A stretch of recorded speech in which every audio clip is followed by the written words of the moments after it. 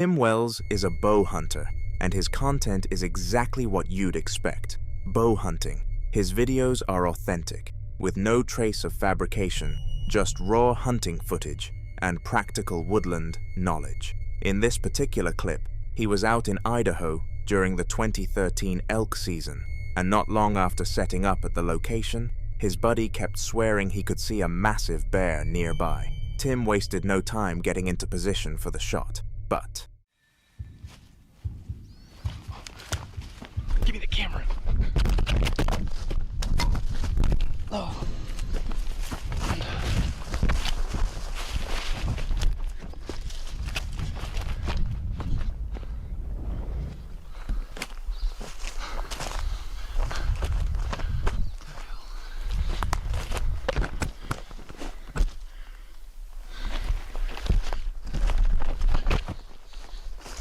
Eric, get out, get my bow, get out.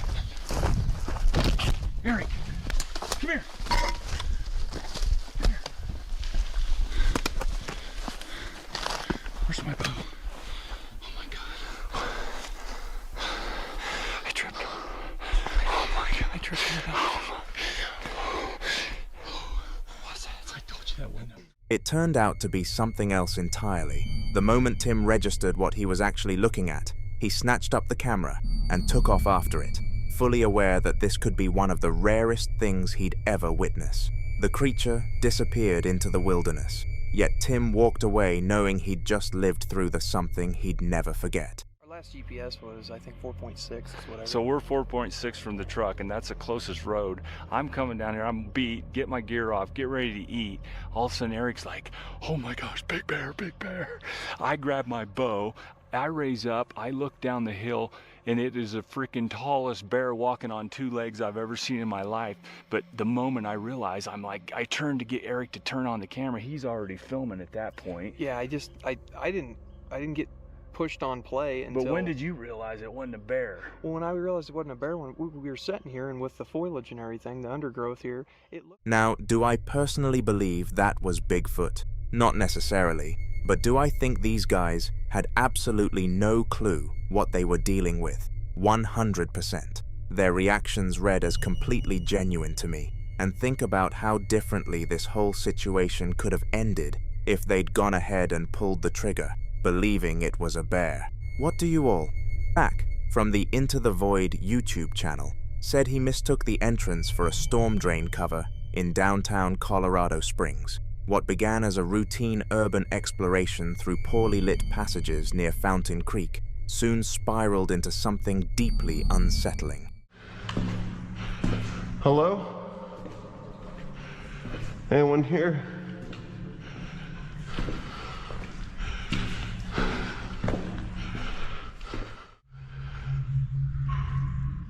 While Zach and a companion were making their way through the tunnels, they picked up on a shriek that sounded less than human, almost identical to the cry of a mountain lion. Seconds later, a pale, gaunt figure began moving toward them. They described it as humanoid in shape, with a face so disturbing it reminded them of the notorious Pope Lick monster. Even after swearing to himself he'd never go back, Zach returned to the tunnels at his viewers' urging, this time armed with a flashlight, a camera, and a Glock 19. As he waded through the freezing water, he came across wet footprints pressed into the ice, trailing off further into the darkness, and then came that blood-curdling, agonized wail.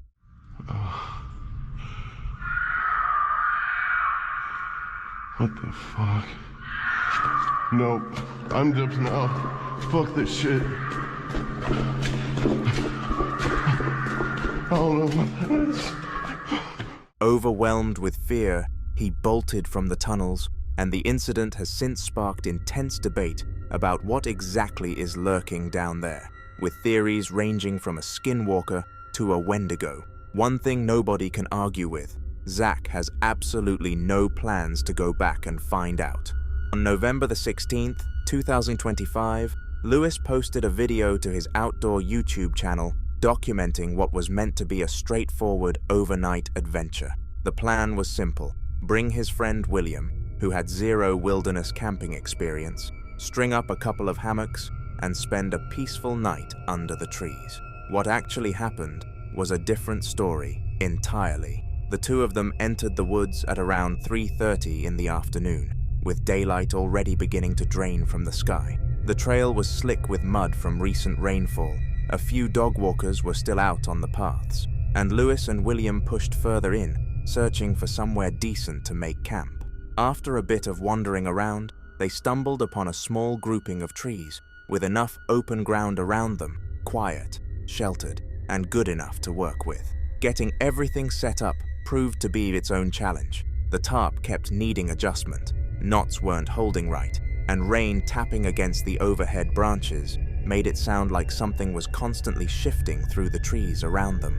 On top of that, Lewis later discovered that a new audio adapter he'd brought for the camera was completely faulty, leaving most of the night's footage with either delayed or totally unusable sound. Not ideal, given how much actually went down out there. Once the hammocks were finally rigged up, they got a fire going, cooked some food, and attempted to unwind. That's right around the moment the forest decided it had other plans.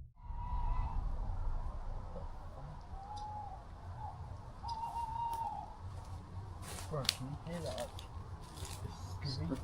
Yeah. Scary, is it? Mate, people probably say that it's haunted just because it's street. They picked up scratching sounds coming from somewhere off to the side, owls hooting relentlessly overhead, and a few sharp screams that were probably foxes, but out there in the pitch black, probably doesn't do much to settle your nerves. Every time a branch cracked underfoot somewhere in the darkness, the conversation stopped dead. Whoa.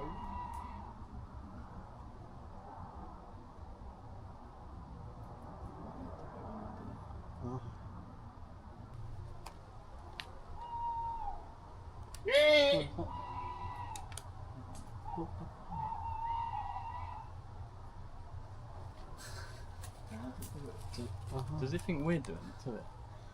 I don't know. Do you think we're... The remainder of the night played out in much the same way. Owl calls, random screeches, unexplained rustling in every direction, and the fire slowly choking itself out. With everything going on around them, it wasn't hard to understand why locals apparently considered the area haunted. When morning finally came, they woke up to cold fog threading through the trees, the whole campsite soaked through, and the fire reduced to nothing. Birds were going off everywhere. A fox barked somewhere out in the brush, and the two of them looked like they'd spent the night at the bottom of a ditch. They made the call to break camp early, cleaned up what they could, dismantled the fire pit, and made their way back to the van. What was supposed to be a laid-back little trip had turned into a night of relentless forest noise that neither of them had been remotely prepared for.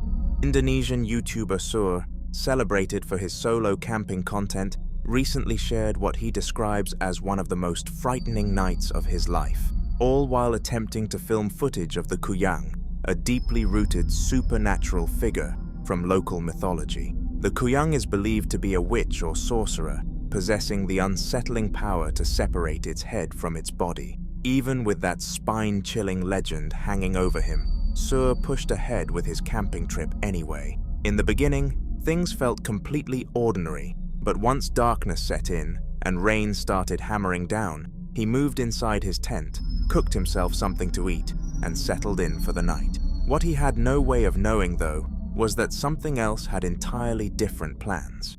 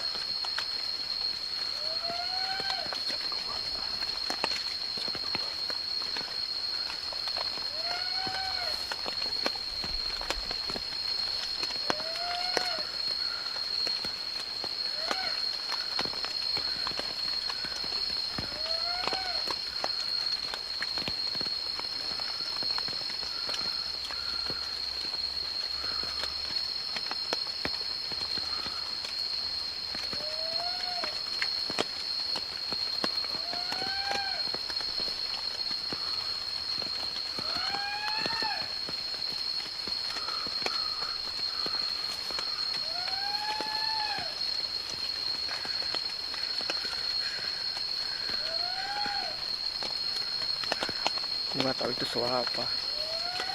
Yang gue tahu nggak ada hewan rusa di sini. Kalau kita mikir itu hewan yang kawin atau apa, suara rusa yang kawin. Gak ada rusa di sini.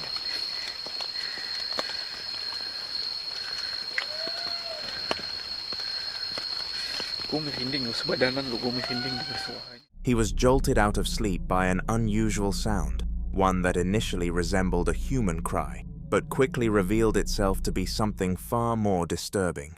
Even as he tried to brush it off and stay put inside his tent, the noise only grew harder to dismiss. Eventually, he gathered his courage and went out to find the source, and what he came face to face with stopped him cold.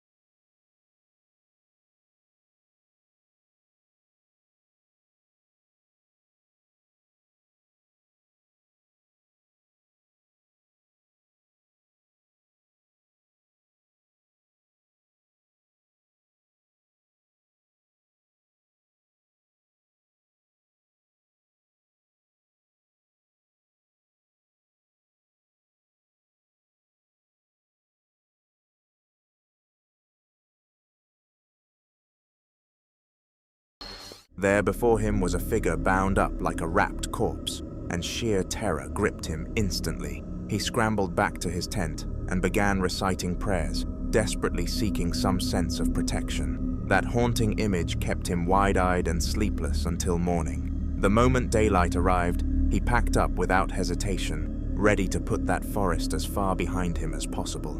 He, the fearless mind behind the YouTube channel, D's Dark Adventures, leads viewers through spine-tingling excursions into forgotten and eerie locations, frequently venturing out alone in search of strange phenomena and paranormal encounters. With a rare combination of courage and unfiltered emotion, she captures the deeply unsettling nature of these places. But one particular night, what started as a routine solo outing would spiral into something far more harrowing, leaving Dee with an experience she could never shake. Venturing out into the wide, silent forest, Dee began her lone expedition with camera in hand, prepared to document whatever the darkness had to offer.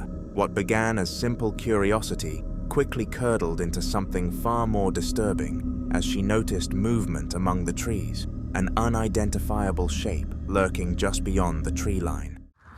Looks like some fingers was dragged. But it's got 6 fingers. Do not fear, for I walk with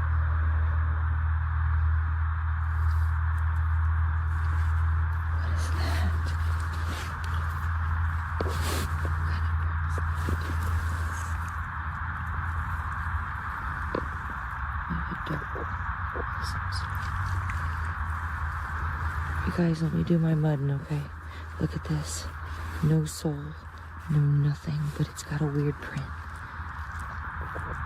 There's no soul.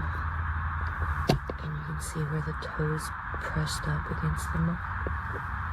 Hi. Hello. Again, my name is Dee. I'm not here to harm anybody.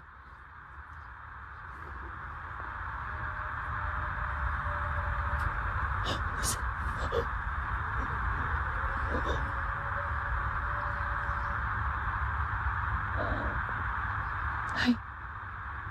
Why aren't you calling with your buddies?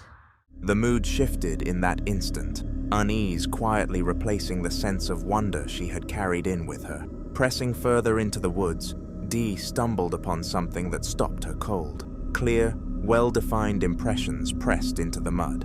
These were no animal tracks. They looked disturbingly human in shape, yet fundamentally wrong, each one bearing 6 distinct fingers and no trace of a soul. The find left her rattled and increasingly on edge, and then, as she pushed on, a dreadful truth began to take hold. She had company out there. Look, what is it again? What is that? Brushed up going that way.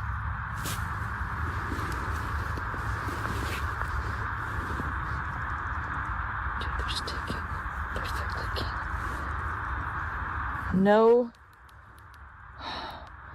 If my friends, amigos, friends, or if you're here, please protect me. Something's wrong. Something's off. Something's wrong. I don't say that, guys. Something's off.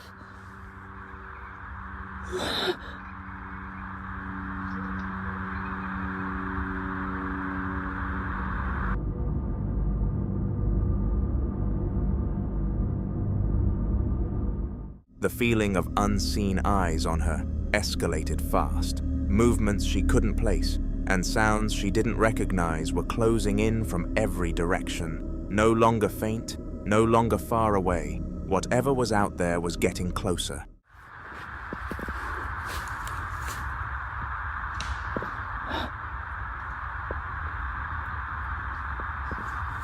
Stop. Jesus Christ, in Jesus' name, leave me be. Stop. Stop. Stop.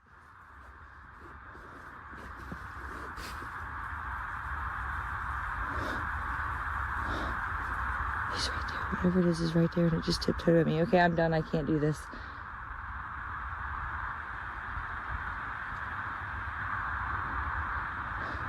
Don't get that close. Run into me like that. Please do not do that.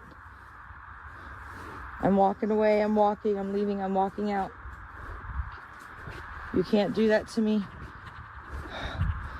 Whatever you are, whatever it was.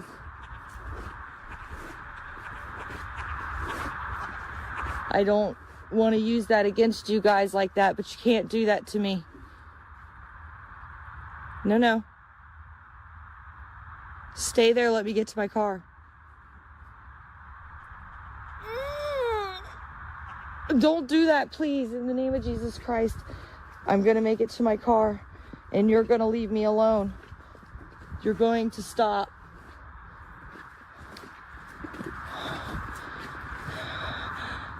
The presence had stopped hiding. It was moving with purpose now, bearing down on her at a frightening pace. Panic took over.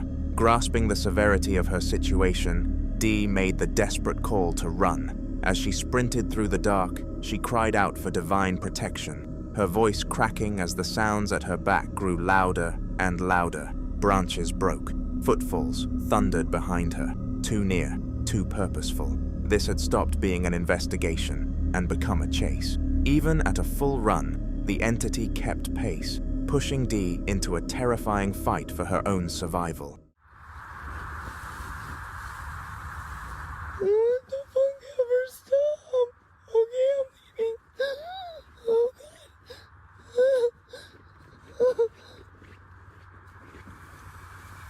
Stop! Okay, I'm going. Dude, okay? Okay. Alright, I don't know what's with this place, dude. Screw this place. Maybe that's why they cut it off. Dude, I'm sorry. I can't do videos anymore. Something's happened to me. Something is wrong.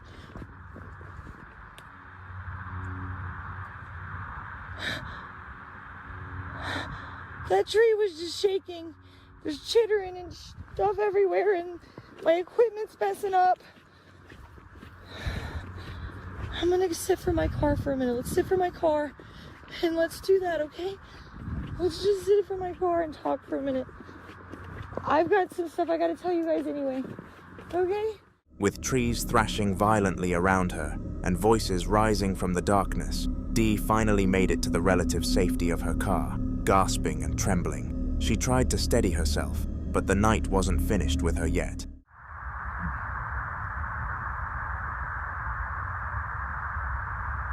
What the hell is that?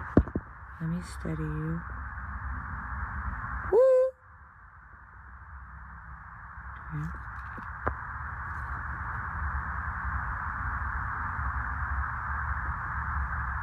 There's a orb around it. What the fuck is that? Is it moving? What is that? Dude, what is that? Is it just leaves on the tree?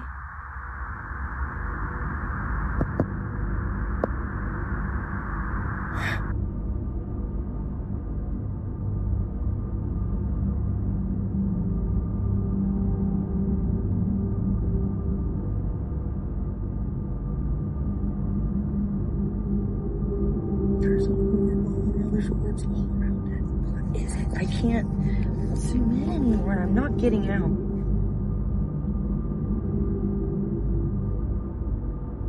Like, there's the black part. Like, it's the whole body. Yeah, no. What is that? Whatever it is trying to look small, and it's not small.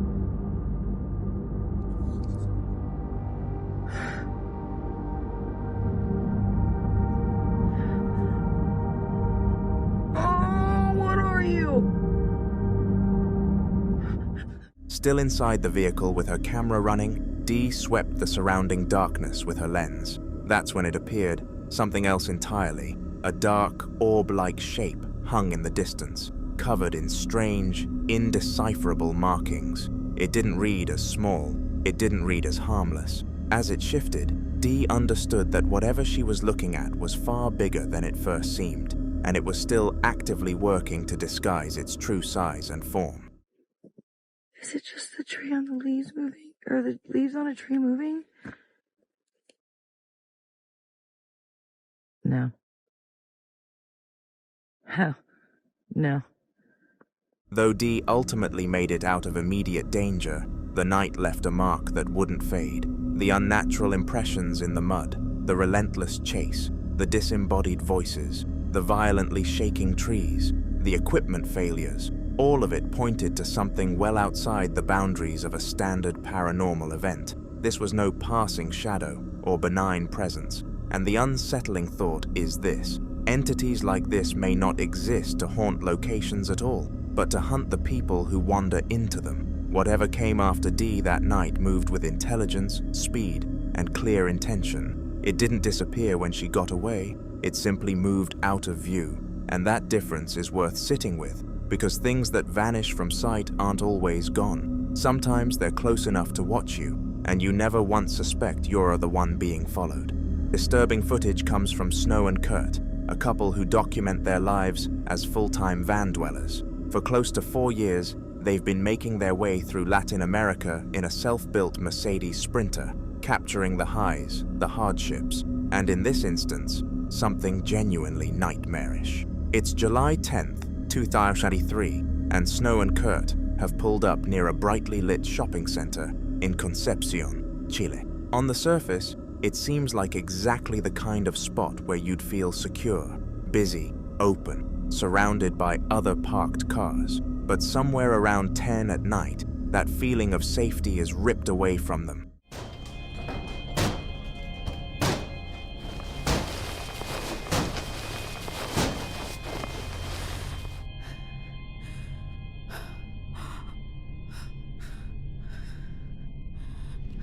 Alright guys, no doubt about it, our scariest moment in the van. Voice is shaking, it's taken us a minute to get the camera.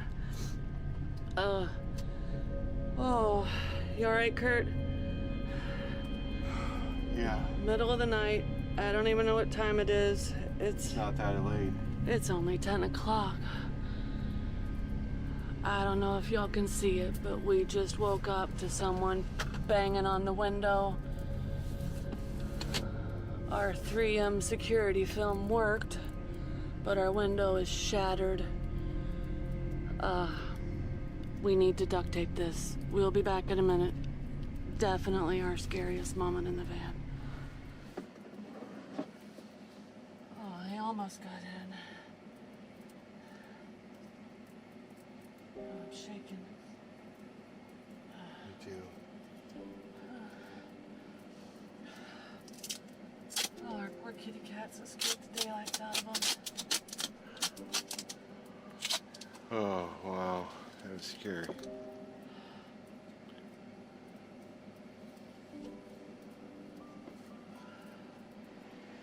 Alright.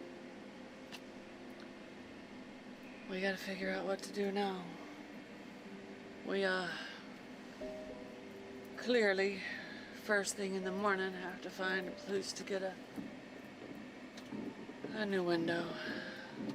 As you can see, we were pretty terrified. We were woken from a deep sleep by banging, smashing of our window. Now, once the dust settled and we calmed our nerves, you can see we were pretty stoked that our security film that we had security. They're snapped out of sleep by a sudden violent crash. Someone outside is actively trying to smash through their van window. Terror takes hold immediately. The only thing standing between them and whoever is out there is a layer of 3M security film they'd had applied to the glass. It holds, the window doesn't give way, and eventually the attacker takes off. Rattled but physically unharmed, Snow and Kurt make it through the ordeal. Later in the video, Kurt walks through how that single precautionary measure may well have been the difference between life and death. It's a sobering reminder for anyone chasing the van life fantasy. Danger doesn't exclusively lurk in remote, off-grid locations. It can come for you in a busy parking lot, steps away from a shopping mall entrance, and perhaps the most unsettling part is the question of motive. Was this a botched theft? Or was something far more sinister driving those frantic attempts to get inside? Drop your thoughts in the comments below, and if you're out there living on the road, their full video is absolutely worth your time. Above all else, stay safe. The YouTube channel What's Not to Hike has built its reputation on scenic long-distance walking and bothy stays across the UK and Europe. Paranormal content is about as far from its usual output as you can get. Yet during a late October visit to Galloway Forest in Scotland, what started as a relaxed Halloween-themed special quickly became an experience that left both hikers genuinely shaken. The setup seemed straightforward enough. Join forces with Ben from Adventure Outdoors, trek out to the remote White Lagan Bothy, and wait out a forecasted storm while filming a themed collaboration. Everyone, welcome to Bonnie, Scotland. And if you haven't recognised by now from us coming in, we're at a place called White Lagan Bothy. We're in Dumfries and Galloway Forest, and today's the day where the big storm is meant to be happening. But so far we've got lucky, and I say I'm with Ben, who's just setting up his sleeping gear. Ben from Adventure Outdoors. Of course, I'll leave a link to his channel in the comments down below. But it's pretty moody, as you can probably see outside the window there. It's still pretty moody out there, but we haven't got the winds anywhere near what they said they were forecast for. I mean, they were talking about 60, 70 miles an hour, but we had the odd gust we had to stop. Both men were level-headed, seasoned outdoorsmen with zero interest in ghost stories or anything supernatural. Their primary concern was the weather, specifically Storm Ashley, which was tracking toward the area with projected wind speeds of nearly 90 miles per hour. They made it to the bothy without any trouble, despite the brooding skies and steadily rising gusts. Once inside, they settled in, sorted their sleeping arrangements, filtered water, and traded jokes about the incoming storm over drinks and dehydrated meals. The mood was relaxed, almost cozy, as the chaos built outside. Then things started to get strange. I was wrong. Looks like the winds have come, although still not as strong as forecast, but it is definitely, it's almost like you feel the storm's on the way. Sort of probably 30, 40 mile an hour gusts maybe now, but you can feel it's going to get worse. About going to filter some water, just hang that up so we don't have to keep going out and getting it, especially if the weather does turn bad. And then we're just going to hang out, got some beers and wine there, have a bit of food. We didn't bring loads of stuff to cook on fire or anything, we just brought some the dehydrated meals.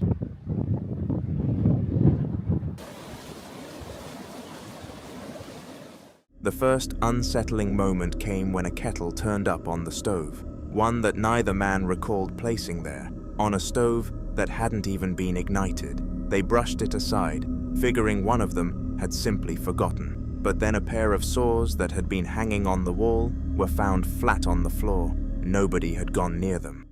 Actually, I'll have to spin the camera around. There's the candle. I think that looks really nice. Down here is the fireplace.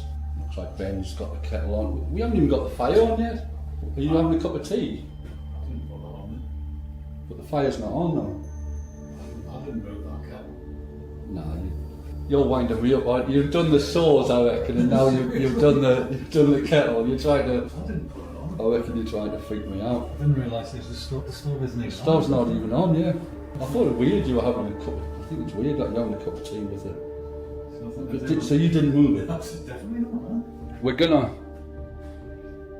watch a bit of bothy TV in a bit, which is basically the fire, sit in for a night and listen to the wind blow outside. Quite spooky. And what with the saws and the kettle moving on its own, it's even spookier now. But as I say, I don't really believe in all that stuff.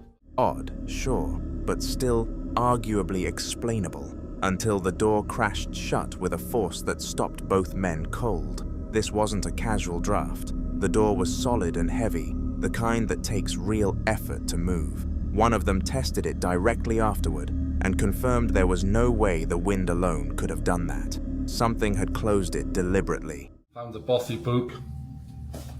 You put my glasses on though to find as a bat. So this is popular, quite popular bothy by the looks of it. Someone actually stayed last night. It was nice and tidy when we came in. So plaudits to whoever stayed here last night. Well done. Absolutely spotless. Hold on a minute.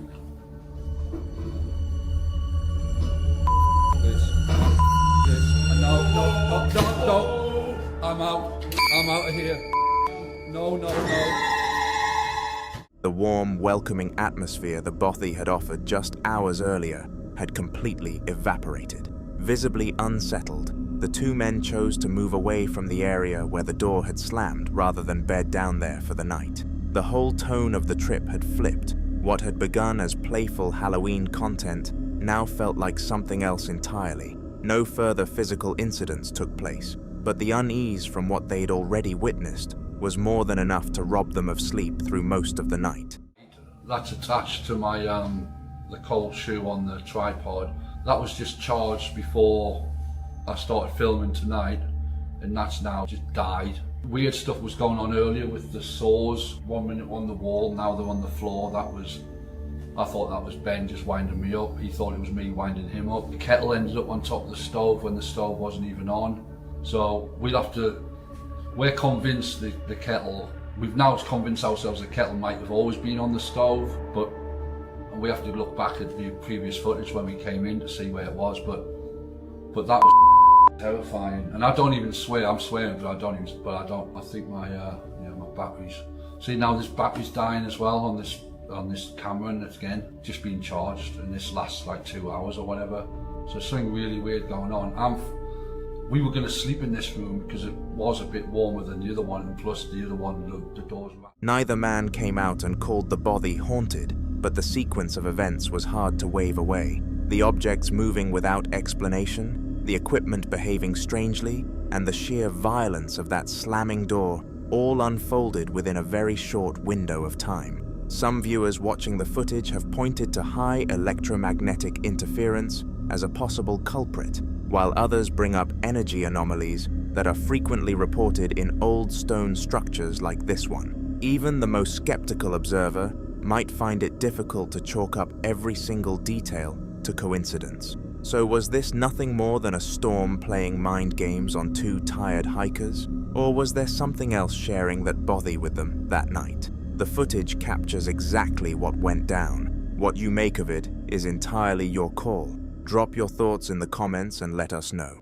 Family decided to head deep into the wilderness for a camping trip, far from any signs of civilization.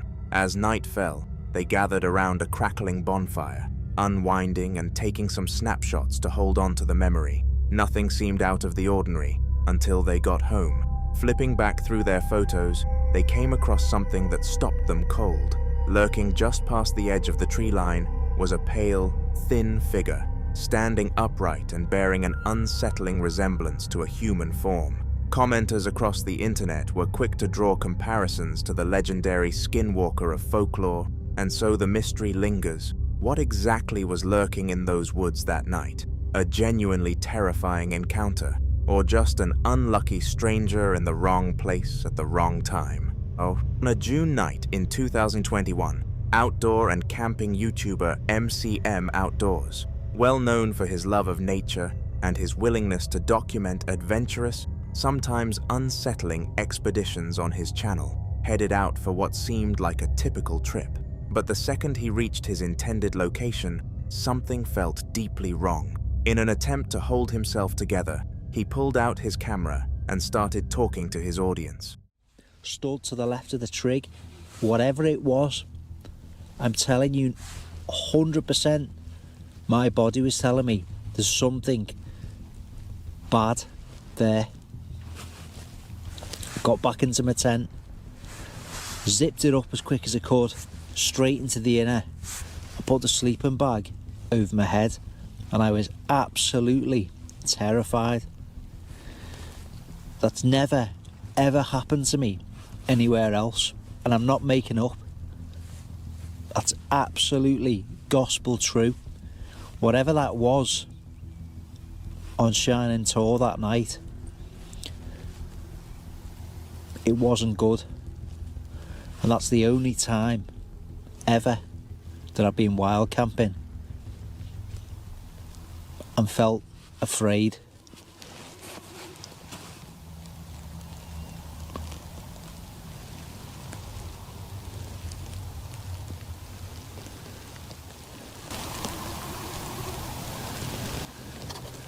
Don't know what that noise is.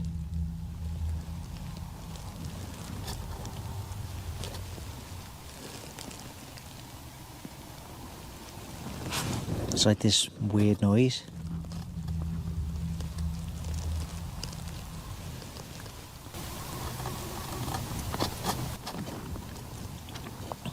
Anyway,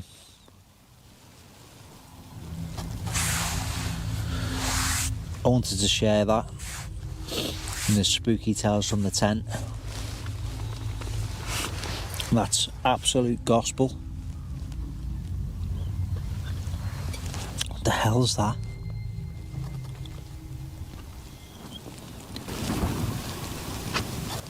Making that noise? It's like a curlew, much lower pitched.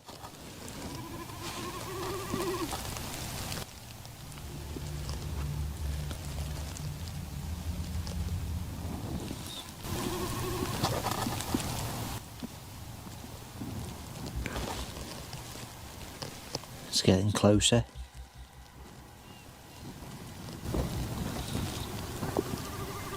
Oi!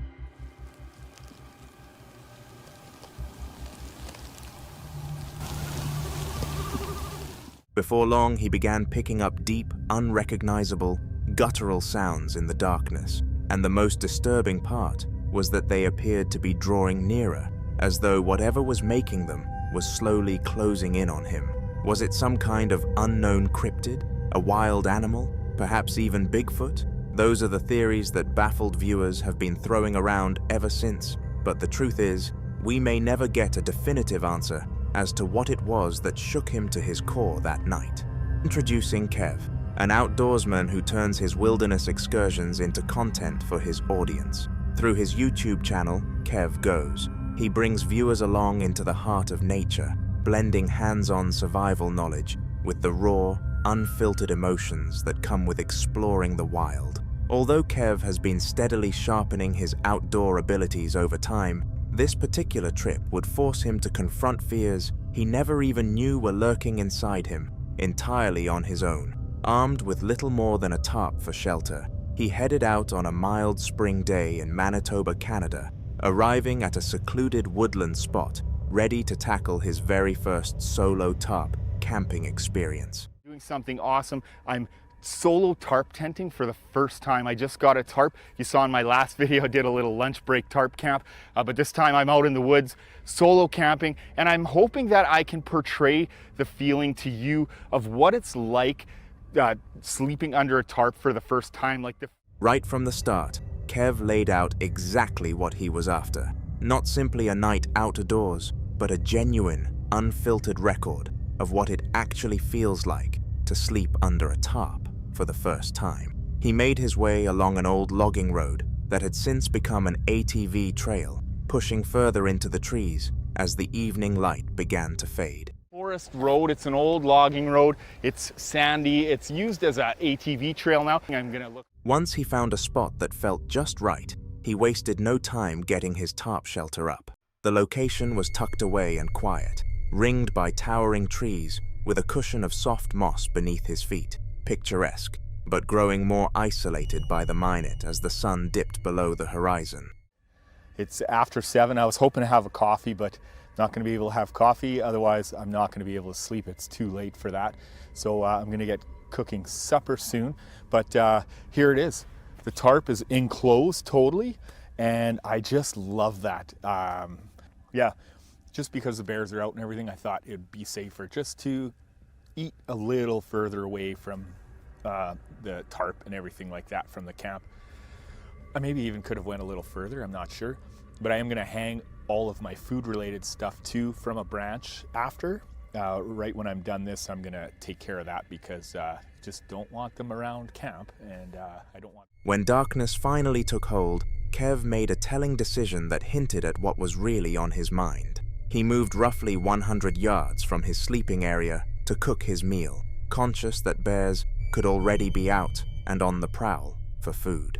Once night had completely settled in, he retreated to his tarp shelter, and that's when the mental weight of being truly alone began to set in. I want to show you my bed setup. So I've got my ground mat here, and then I've got my Gear Doctor pad. I've got my Mountain House sleeping bag. So this is a mummy sleeping bag, and then I've just got another sleeping bag over top. So I've got room for my bag over there, and then you can see that you've got quite a bit of room in here for the sleeping bag. And his senses cranked up to an almost overwhelming pitch, and the deep, surrounding silence started messing with his head in ways he hadn't anticipated. Every tiny sound snapped his attention, only for him to realize more than once that he himself had been the one making it. As he got ready to settle down for the night, Kev opened up about the conflicting feelings swirling through him. Pretty good. Haven't been too worried about much. When I first got here, it took me a bit to get used to some of the sounds out here, like the trees were swaying and making weird noises and stuff like that. Just ones I wasn't sure of, and then I thought I heard something off in the distance, but I don't think it was anything. I think it was just trees or something. I'm not sure, but that was like when I first got here. I'm feeling pretty good about this because it's a tent, and I'll be closing like this right off, and it'll give me a sense of security, false sense of security, I'm sure. It's first time tarp camping, and I don't feel like I would have too much of a problem even leaving this open, although I'm not going to because I think it's going to get moist tonight, so I am going to close this in. The trees swayed and groaned in ways that were difficult to place, triggering brief bursts of unease. Still, he pushed through, noting that the enclosed shelter of the tarp gave him at least the feeling of safety, even if that feeling wasn't entirely grounded in reality. Then came the moment that would stick with him long after the trip was over. Somewhere deep in the night, his camera picked up something.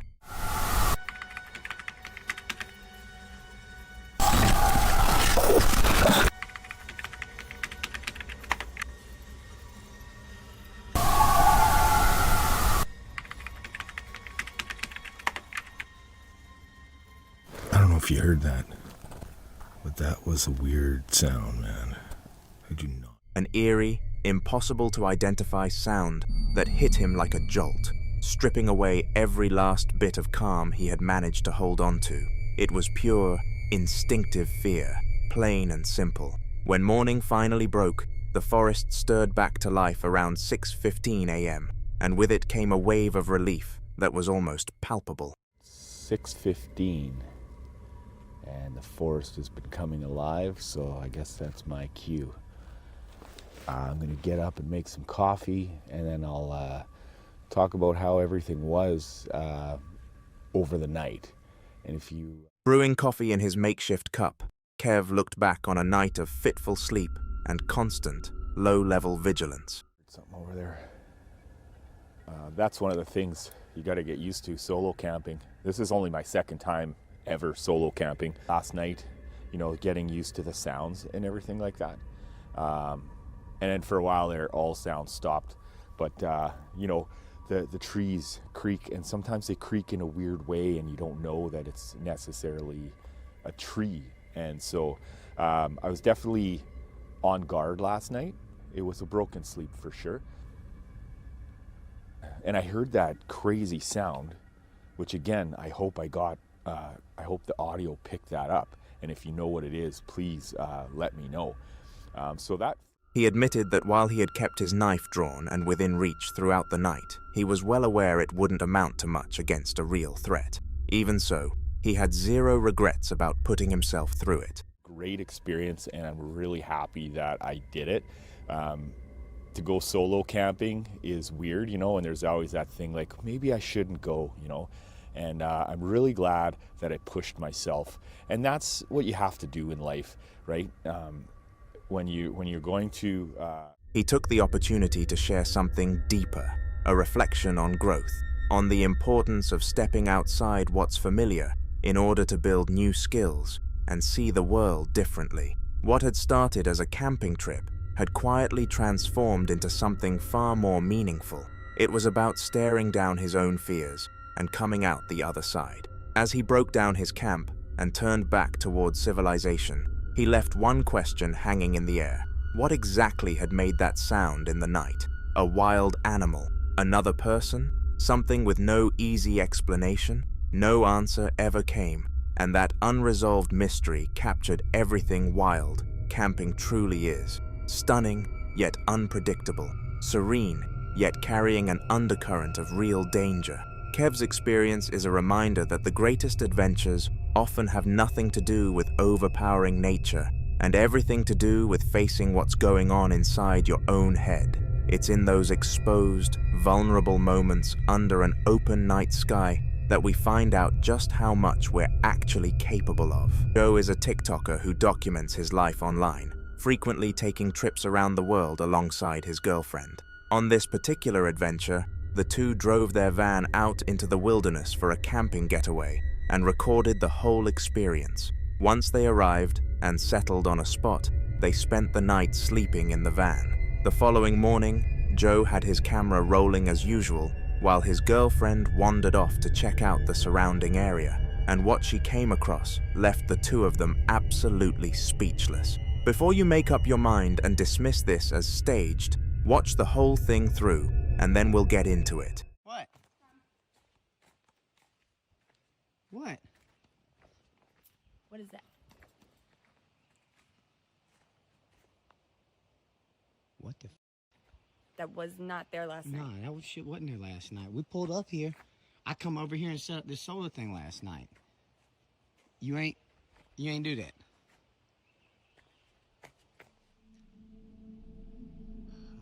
They were reluctant to bring law enforcement into it. They could have simply packed up and driven away without looking back. But after weighing it all out and considering that whoever was responsible could potentially hurt someone down the line, they made the call to reach out to the authorities. So I kind of have something crazy and weren't sure who to call. So we were camping off of the forest road right next to Douglas Fir last night. There was a rock that we woke up to that was carved into that said, "I will kill again," placed next to our van on a tree stump. But I didn't know. Felt like we should have called and told somebody there was a note that said, "I will kill again," scrawled on a rock and left near a van in the middle of the night. Yeah. Okay. Yeah. Okay. All right. So what we need to do, did you take a photo of it at all? Yes. And a video. So what we want to do, we need to contact, I'm going to have you contact the Whatcom County Sheriff's Office. Okay. And they're the ones that take care of that for us here, but it's good for us to know as well. Well, let's see. James Griffin. Okay. He's a Forest Service patrol captain, and then he can pass that on with the Whatcom County for the Sheriff's Office as well. Okay, I will give him a call. All right. Thank you for letting us know. Thank you. Be Bye-bye. careful. Be careful. There, hey, Alex, how secure do you feel up here now? You don't even know the box number. The forest ranger turned out to be essentially useless, so they ended up dialing the police themselves. Or no. Chair 9. It's a pizza joint right down the road. No, we left it right there. We did take pictures of it, but like I said, it's right down the road. We left it right where it was. just so we could get into service and Get away the from hell that away spot. from the rock. Yeah, let me. Are you gonna be at your event for a few minutes? Yeah, we'll be here. Let me call my sergeant and see if he wants me to collect the rock or if just photo is sufficient. So. If y'all don't want the rock, I'm gonna go back and get it. That's pretty cool. Like, I've never been left a love note from a serial killer. It's just. Well, I guess, one of my thoughts is, have we had anything suspicious like that happen in that area or anywhere else? So let me ask my sergeant what he thinks, and then I'll call you back. Okay. Ma'am, and I don't know if it counts for anything on the police scale, but I'm a pretty wild individual and not easily scared, and that shit me to heebie-jeebies. No, that would weird any normal person out, yeah. And I'm not normal, that's the thing. I'm very abnormal, but it scared me. And the abnormal people, yeah. How long do you think before you call back? Because once we go inside, the service kind of dicks out. Less than 5 minutes. Okay, perfect. I'll just stay out here. Yeah. Okay, All right. I'll just make it. Despite being genuinely frightened, they made the decision to head back to the campsite to retrieve the stone as physical evidence. When they arrived, though, they were caught off guard. Another group had already set up camp in that very same spot, so they walked over to give them a heads up about what had been discovered there. Hey guys, we just wanted to warn you about something. We stayed here last night. Were you asleep? Oh, where you at? Sorry. Hey, we stayed here last night. I'm gonna show you something real quick. So you see this right here? We stayed here last night, and we reported this. This was not here when we went to bed, but this rock right here that somebody scrawled, "I will kill again," was laid on this stump sometime between when we went to bed and when we came back. And we came back to get the rock because it freaked us the out, dude. When did you guys come back? We were here last night in the morning, and it was there. So we left it there and went down and got service and called the cops. We came back to get this. When we saw you here, we're like, hey, we're going to tell you what we found. Yeah. We've stayed here 2 out of the last 3 nights. It's completely silent. The book is wonderful, but that was really freaky, dude. Well, I mean, I'm strapped, so. Yeah. I said, hey, if you're going to come serial kill me, goddamn fair game, cuz. Exactly. Hey, thanks for the warning. Yeah. I'm Coop. Cool. My name's Joe, man. Are you staying up here in the Jim? PNW? Joe. Joe? And that's out. I might just stay up and wait for this dude.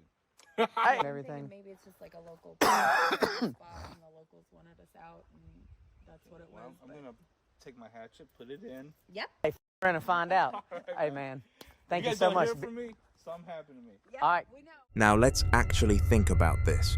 The fact that they contacted the police and took the time to warn a group of strangers makes the whole thing feel legitimate. Nobody goes through all of that trouble just to pull off a hoax. I'll be honest, my first instinct was doubt, but those decisions genuinely shifted my thinking. Whether whoever left that rock was a real killer, or simply some disturbed individual playing sick games, it's the kind of thing that would rattle just about anyone. That said, we can't completely rule out the possibility that this was all set up. If it does turn out to be fabricated, that's going to reflect really poorly on them, and I truly hope they didn't put all of this together just to chase views. Drop your thoughts on the whole thing down in the comments. A teenage guy who ignored his parents' pleas decided to head into the woods by himself after dark, carrying nothing but a flashlight and a camera. The further he pushed into the trees, the more he began picking up sounds of something heavy moving through the brush nearby. Dude, what is that?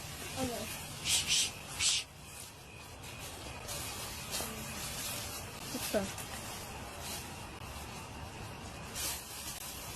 Oh my gosh! Oh! Help!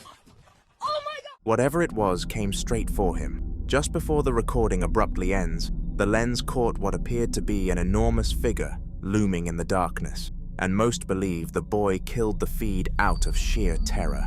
The clip eventually surfaced online, but the young man himself has never spoken a word about what took place that night, and the whole thing remains a mystery.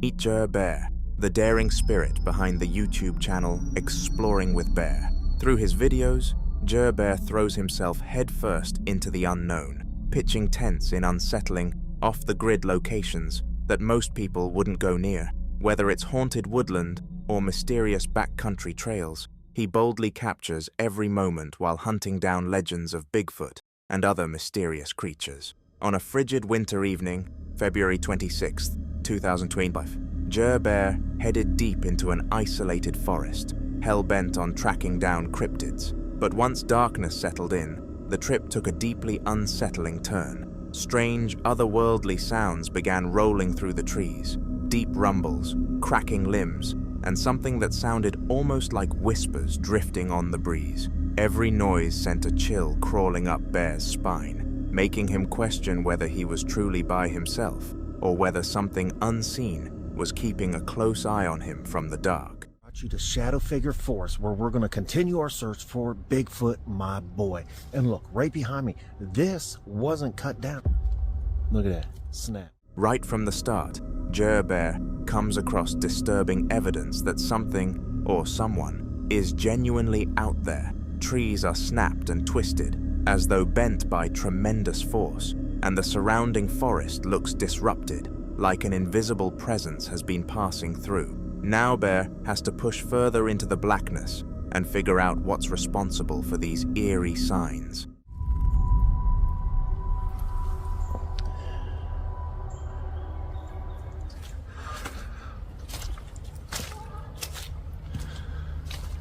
Oh, there it is. All right, right back there, first nest.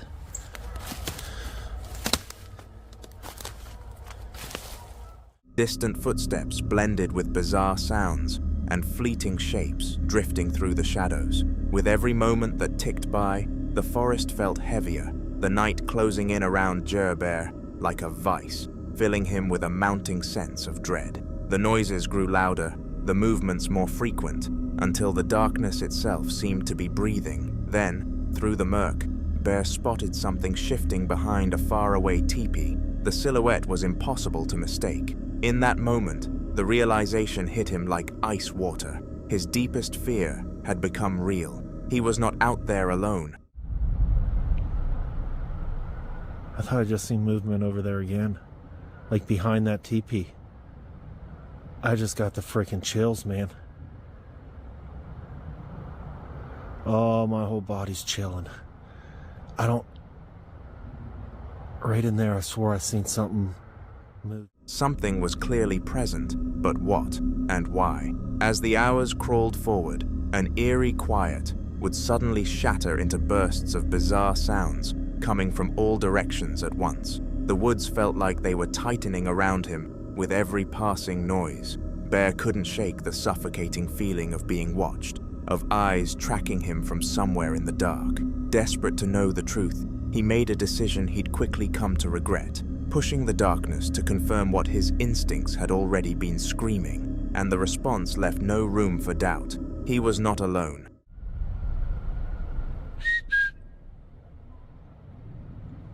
It answered. It wasn't my whistle, it was a different one.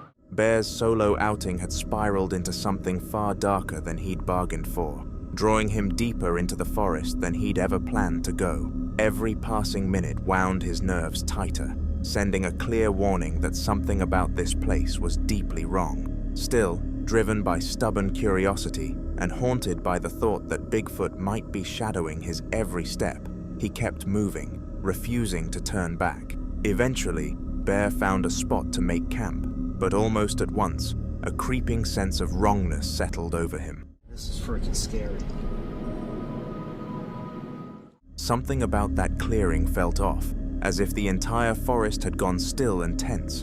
And then, while getting his gear together, the night handed him something genuinely disturbing. To keep my lighter out of my pocket. Camera was down on that. I seen something move right back there.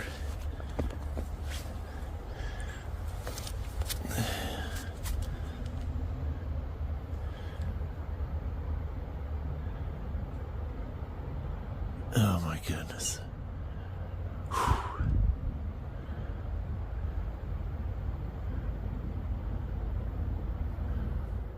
The moment Bear reached for his light, a cold understanding washed over him. He wasn't by himself out there. Even on nights when he's not actively hunting cryptids, they have an uncanny habit of tracking him down first. Let's see what we can't hear and see. Oh, I just seen red eyes. I swear I seen just red eyes. Deciding the signs were far too overwhelming to brush aside, Bear finally pulled out his homemade tree knocker. Every sound, every shadow, every strange flicker of movement in the distance was pointing to the same bone-chilling conclusion. Something was out there with him, just beyond what he could see, circling, waiting. With each blow of the knocker against the surrounding trees, the forest seemed to tighten and hold still, and then something was caught on camera moving through the dark.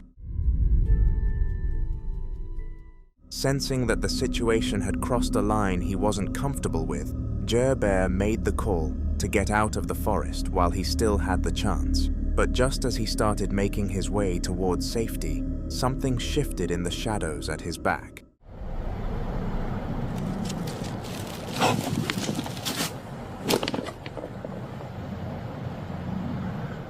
With sounds tearing through the branches overhead and sheer terror driving him forward, Bear snatched up the camera and ran, desperate to put distance between himself and whatever had been stalking him. But one haunting question refuses to go away. What exactly was lurking in that forest, rattling Bear's nerves that night? Was it truly Bigfoot, gliding silently between the trees? Or could it have been something else altogether? Leave your theories down in the comments.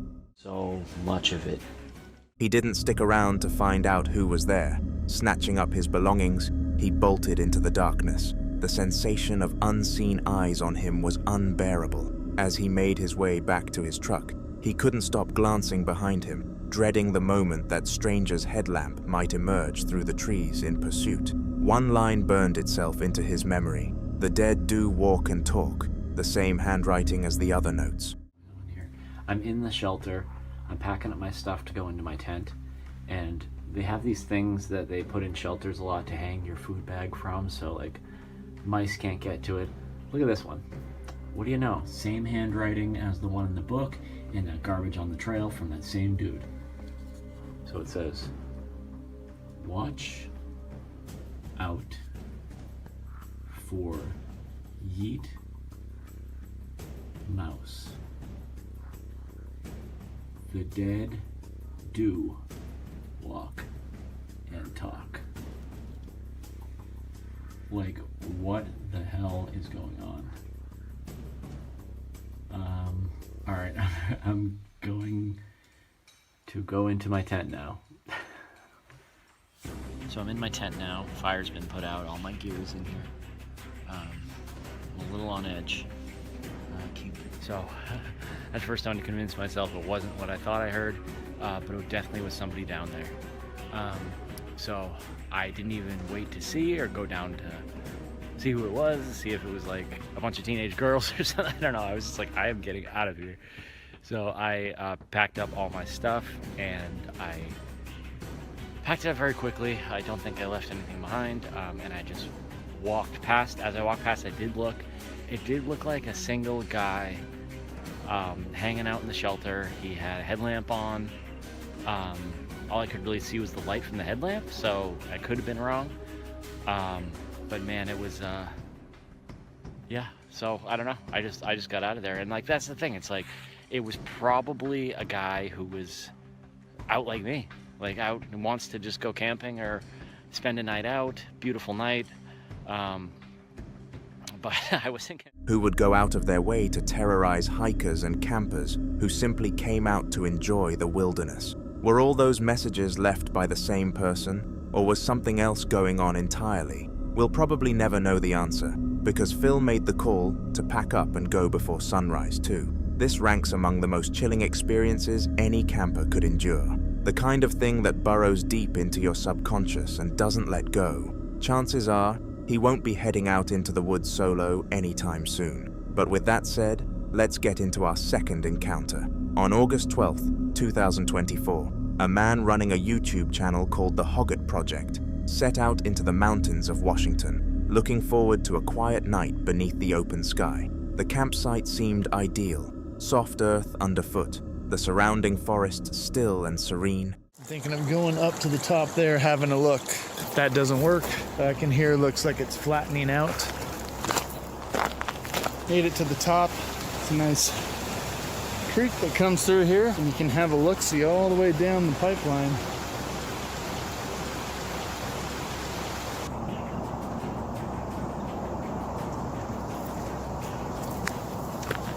So this is a nice little level spot here to pitch a tent.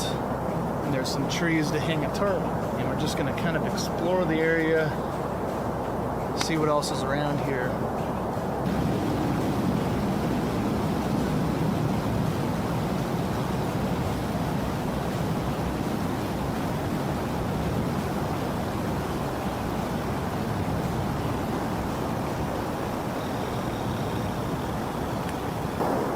But as darkness settled in, unsettling sounds began closing in around him. Snapping branches and heavy, deliberate footsteps seemed to come from multiple directions at once. A chill crept through him, though he pushed it aside, chalking it up to wildlife passing through.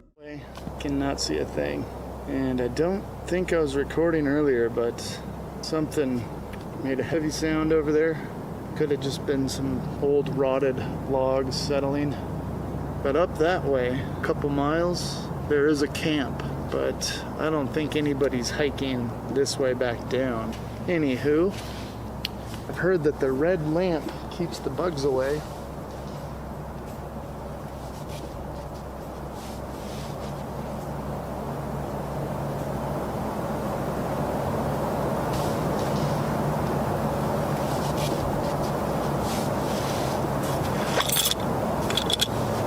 I don't know if that was me or something over there.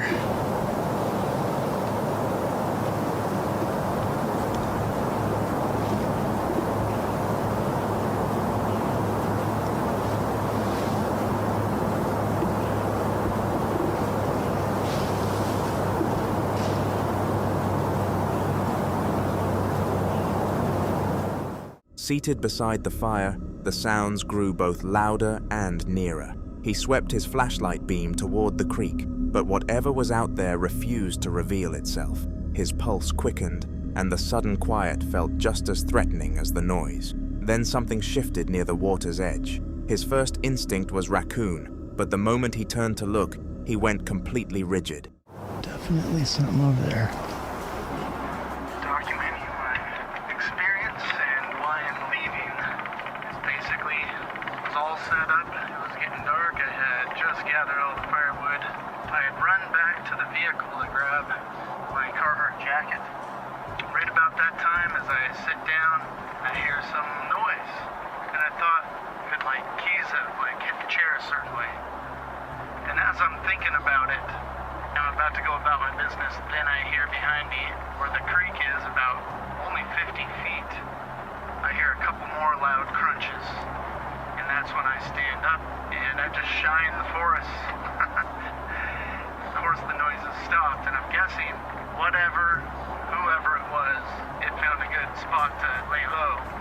I didn't see any eyes glowing back, didn't see any movement, other than I did see a... His worst suspicion was confirmed. There at the creek's bank stood a towering figure, draped in camouflage, completely motionless, like something carved from the landscape itself. For a full 20 seconds, it didn't budge an inch. The dread deepened as it became undeniable. This was no animal. It was a human being, just standing there. And anywho, I sat there for a minute and I was just thinking, okay, do I go ahead with the fire? And I was like, I'm not scared right now, but I'm also thinking maybe I'm too close to the stream. That's going to attract animals coming to get a drink. All that said, I decided to pack up camp. I was like, I don't know if I'll have fun now. Then the other one out here, and it was really dark back in these woods. Getting all packed up, and once I get out to the road, I just take a quick look up towards where the creek is, and this is where it gets terrifying. And I thought I had pressed record, but it was not recording. But anywho, I've got my low beam on at this point. I think I see something small. Maybe it's like a raccoon or something right there by the water. And as I hit the high beam, this is when I see it. I see something standing there on the side of the road, right abandoned to be a statue. Whatever this was, decided it was just going to freeze, and then maybe I wouldn't think it was anything. But as I'm looking in that direction, I'm not even kidding, it looks like somebody dressed up in camo. And they've got their back slightly angled away, I'd say like at a 45 degree. They're standing there about 6 feet tall, looking like a human that I just caught that was probably sneaking up on me. That's all I can think. When I saw what it was, a human, and I kept the light on him for a good 20 solid seconds without saying anything. You know, the fear just kind of washed over. Staring at him, moving as quietly as he could, he broke down his camp and slipped away, keeping that figure in his sight line until he had put enough distance between them, leaving that unsettling mountain far behind. What's gonna happen? Call them out like, hey, what are you doing? And they're all camoed out. Maybe they'll just say, oh crap, he caught me, now I'm gonna shoot him. I mean, we're out in the middle of the woods. They say that people are the ones to fear. It's not the animals. That is what happened, and eventually after the 20 seconds, he didn't move, he just kept standing there. So I just pretended like, oh, maybe I didn't see you then. On my way out, periodically I'd turn back, check. Nope, didn't see him, he's gone. And that's that. Very, very strange, and I don't know what the plan was for me if I'd stayed there. It just seems kind of silly. I thought I found a good spot, but yeah, this place is kind of riddled with people. The crawling certainty that he'd been watched the entire time would have robbed him of any sleep, so getting out was absolutely the right call. Were these encounters the work of some restless spirit, or a person deliberately trying to drive people away? Either way, he never returned to that mountain, because this was the kind of experience that sticks with you long after you've made it home. This deeply unsettling footage comes from a YouTube channel called Work Less, Enjoy, Life More, run by a creator who goes by Larry. The channel is dedicated to documenting the peaceful rhythms of truck camping and off-grid living throughout the American Southwest. Most of what Larry posts captures serene, unhurried moments, the kind of stillness you can only find far from civilization. But on October 16th, 2022, he uploaded something that couldn't be more different. Roughly 12 miles south of Williams, Arizona, deep in a stretch of remote woodland, Larry was alone in his RV when his camera caught something that would shake anyone to their core. The clip starts without warning, no setup, no introduction. We're dropped straight into Larry's RV with him already breathing hard as he points the camera at himself. Something outside had clearly been going on before he even hit record.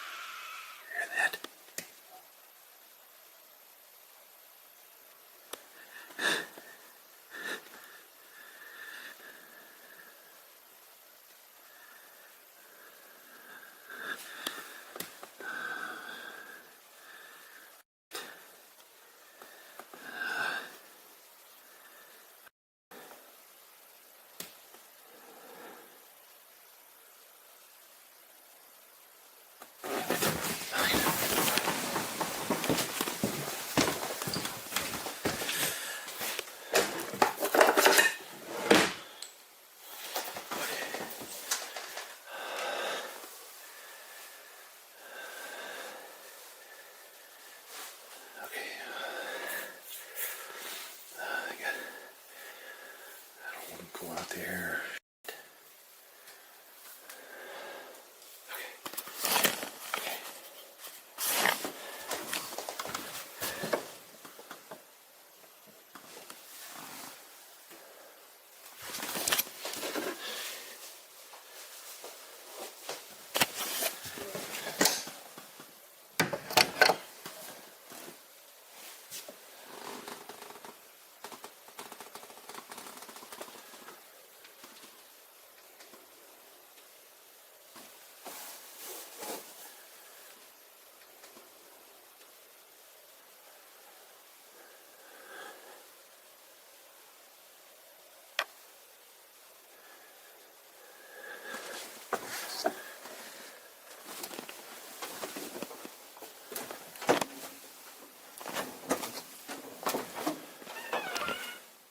A woman's scream pierces the air from somewhere just beyond the walls of his vehicle. Larry freezes, visibly rattled. After a brief hesitation, he makes the decision to go outside, reasoning that someone out there might need help.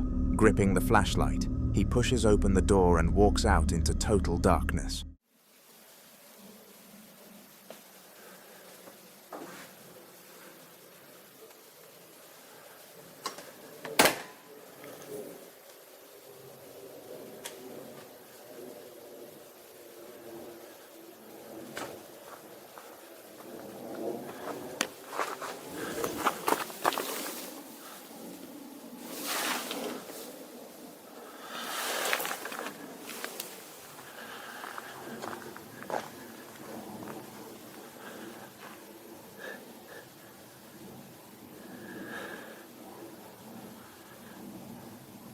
Hello?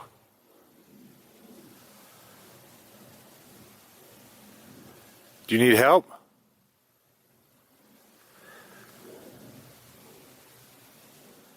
Moving carefully, Larry sweeps the flashlight beam across the surrounding trees. It cuts through the black, but reveals absolutely nothing. No movement, no silhouette, no clue as to where that cry originated. A cold unease washes over him as he tries to make sense of what he heard.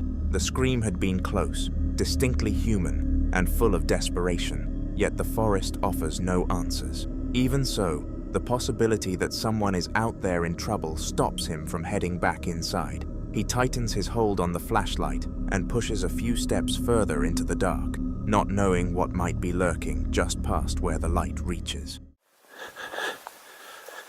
Hello?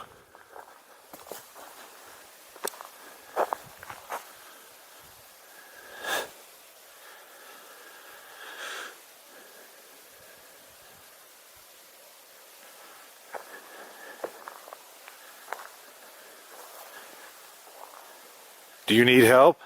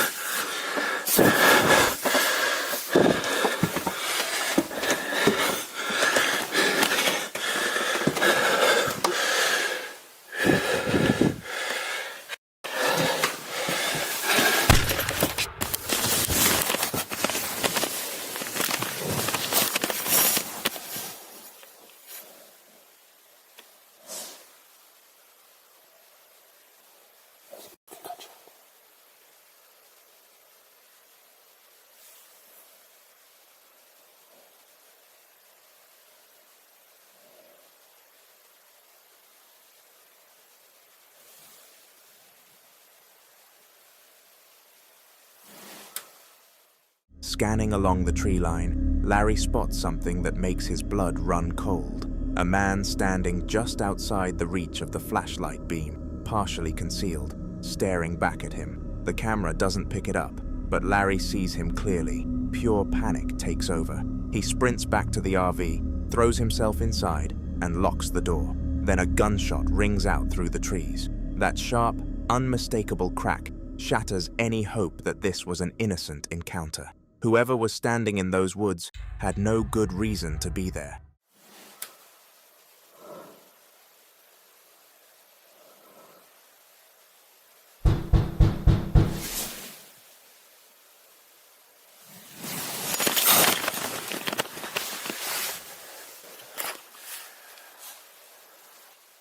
What do you want?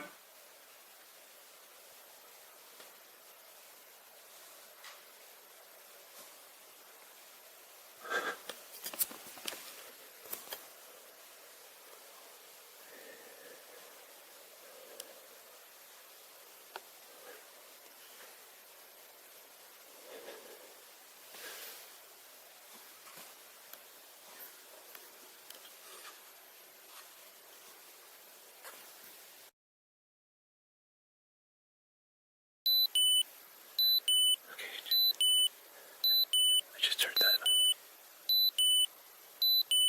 I just heard the bay door open.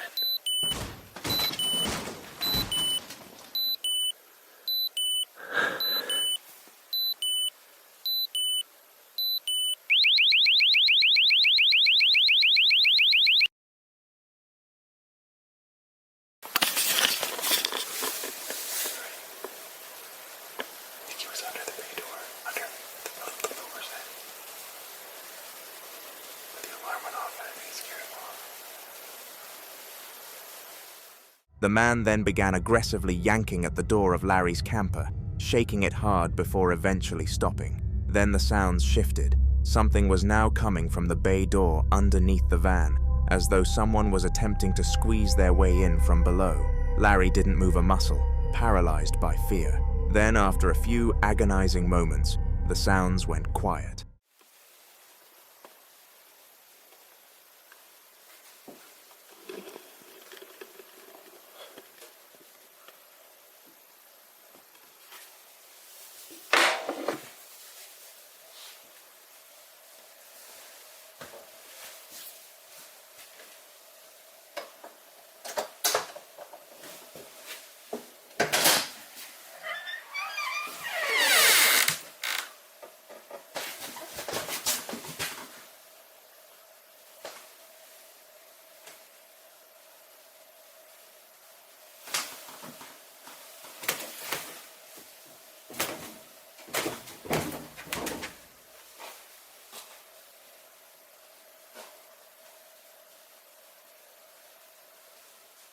After sitting in tense silence for what must have felt like an eternity, Larry finally musters the courage to head back outside. Pistol in hand, he opens the door and steps into the night. But there's nobody there, just the forest, vast and motionless around him. The video ends abruptly, leaving everything that followed shrouded in mystery. Larry later confirmed he made it through the night unharmed, but said without hesitation that it was the single most frightening experience of his entire life.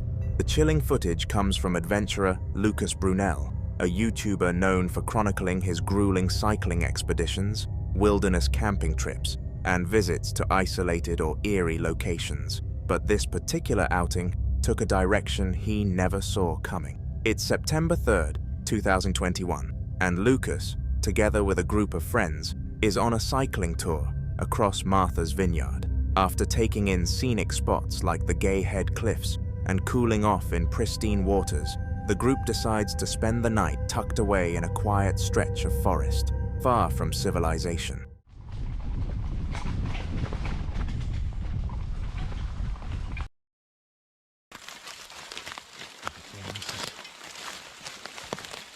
Acres and acres.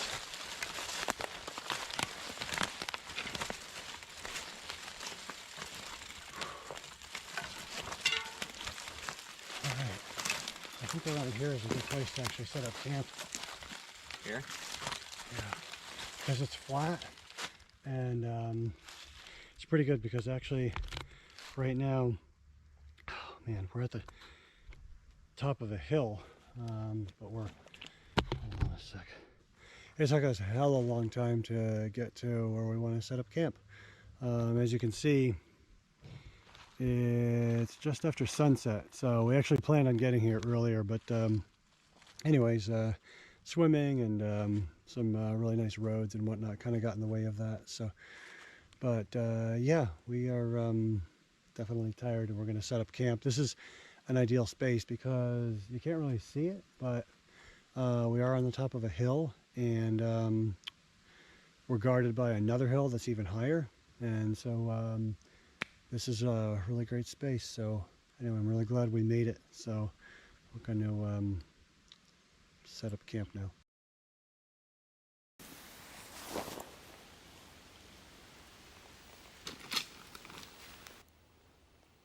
Yeah, this is pretty cool. You can see the fireflies.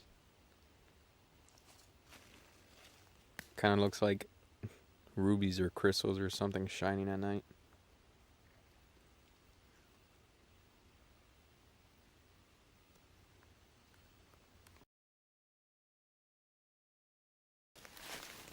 Dude, I'm tired as dude. Dude, the snow is a challenge right now. What? The snow is a challenge. My legs are working. Oh. This is a workout for you? Okay. Right now, Fucking. with the miles we did, yeah. So it's not the miles, it's the intensity. Mm-hmm. Oh, mother. The guys make camp on a hillside, soaking in the tranquility of their surroundings. Stars overhead, fireflies flickering through the warm night air. But before turning in, they figure they'll have a wander through the trees around them. I have no clue how you can get hypothermia today. Well, you know, I did ride afterwards. That was the thing. Hold on. Alright, let's go. How'd you find another stick? I don't know. Pinchy, or whatever you call it. Little spikes. Dude, I just want to f***ing shower and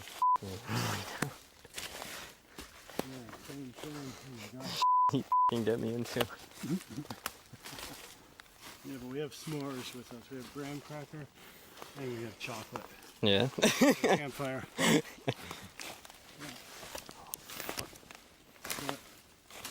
after you lettuce and sardines, young man.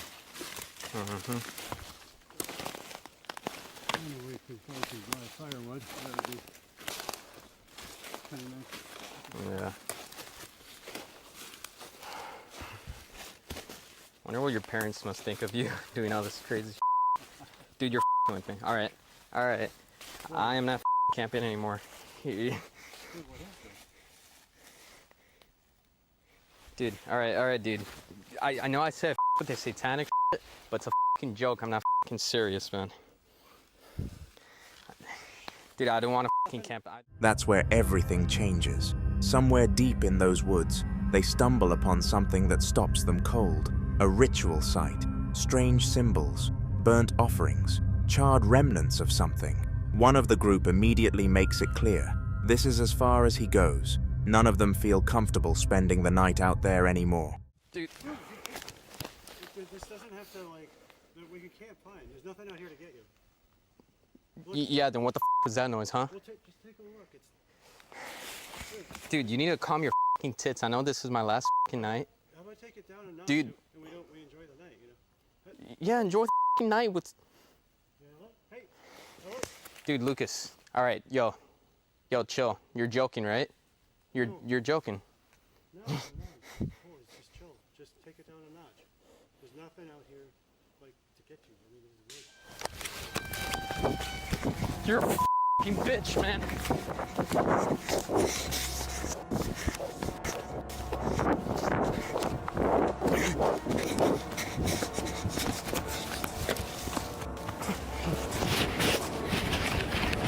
You're a f***. And then it starts. Twigs cracking underfoot. Something, or somebody, is drawing closer. The sounds aren't accidental. They're measured, deliberate, patient. The group doesn't stick around long enough to get any answers. They grab their bikes and tear off into the darkness. leaving their entire campsite behind. So what's your take? Did they accidentally wander into an actual hotspot for occult activity? Or was the whole thing just a deeply unsettling coincidence? Honestly, I can't fault them for clearing out when they did. Drop a comment below and tell us what you would have done in their shoes. The footage, posted to a channel called Kev's Outdoor Adventures, begins with Kev and his faithful dog, Chow, heading out for an overnight wild camp on Hunter's Hill in Cumbria, England. The area carries a heavy folklore tradition, most notably its ties to the Old Corpse Road, a path historically used to transport the deceased across the hills for burial. Penrith, I've got Chow with us. There's a cart there. So just parked there. We're going ahead up Hunter's Hill. We've been here before, last year. I didn't get a video of it. So this time, I'm going to do a video and let you see the area where we are. Up this side, Chow. Here, up here. Chow. Wants to wander off. There it is, guys. Old Corpse Road. Come on up here. So we're going to head up here. I'll bring us back when we get so far up. Turn off a bit.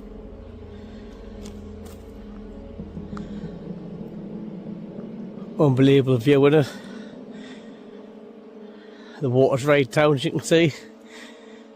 That little island wasn't shown last time I was here. So, heading up this way. I'll let Chow off his leader before long, just to make sure there's no sheep in that about. So I'll bring us back when we get further up.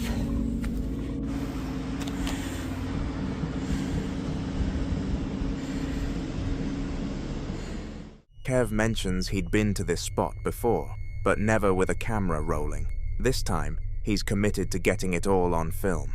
He makes his way through the rough landscape, pausing to take in sweeping views of the lake below, its water level strikingly low, exposing small patches of land that are normally underwater. Kev fills in some of the region's dark history. Long ago, a catastrophic flood consumed the valley, swallowing the old village of Mardale beneath what became a reservoir. The Old Corpse Road, he explains, was the route used to move bodies on horseback to neighboring towns for proper burial.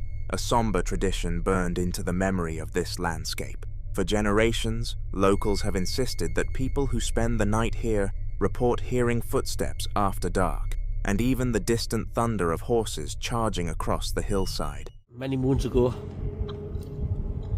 there was a flood, I think from Manchester, the reservoir, and Mardale was a village, and the water swooped down, wiped out the village, and killed a lot of residents, which is horrible. And this hill that many chows came up today is called Old Corpse Road. So what they used to do was to get the bodies on ponies, and they would carry them on horseback up this hill to the next town, which is a few miles away. I think it was Shap or something like that.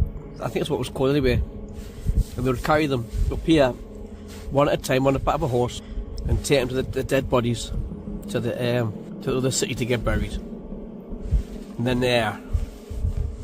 there's rumours being told that over the years people have been coming here camping, and they've heard people walking about, they've heard horses running around the field where they are, up the hill. They've looked outside and there's been nobody about. So, like I say, last time I was here, me and Chow, he was flat out. And I'm lying in my bivvy watching a film on my phone. And it just sounded like somebody was walking around outside my tent in the long grass, scuffling in the long grass, walking around. I went out, had a look. Kev shares a personal experience from one such night, lying in his bivvy when he picked up faint movement just outside, the unmistakable sound of slow, deliberate steps pressing through the tall grass. He got up to investigate and found nothing. As the evening wears on, The wind picks up considerably. Then something cuts right through it. A sound that's measured, rhythmic, and uncomfortably close. Kev snaps awake, whispering to the camera, genuinely uncertain whether what he's picking up is real.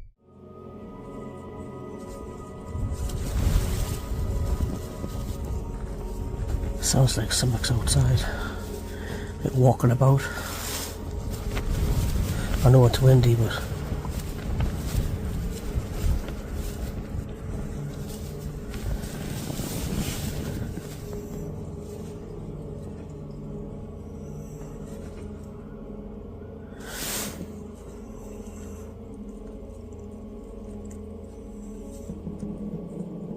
what's that? I didn't know if you can pick it in here or not.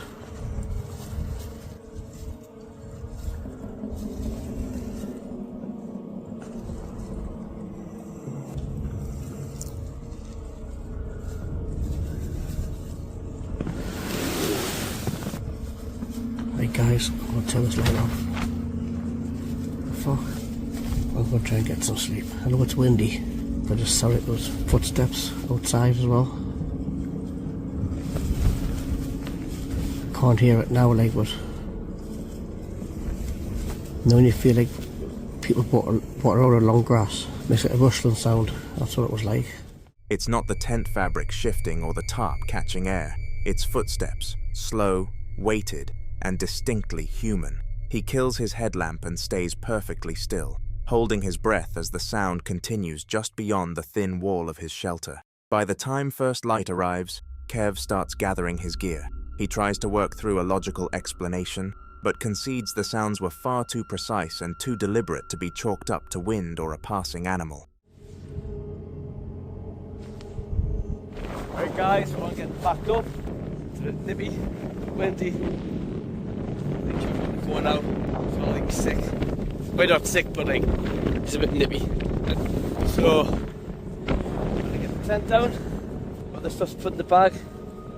I get this tent down, and we'll be getting out of Dodge City. I'll bring it back, but we're all packed up to the off a bit. Right guys, we're all packed up, we're heading back down now. It's getting very cold now. As you can see, that's where I camped. Leave no rubbish. Chow's got his coat on because it's bloody cold.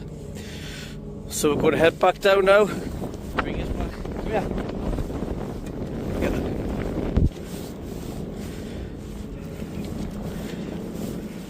Chow, this way, come on.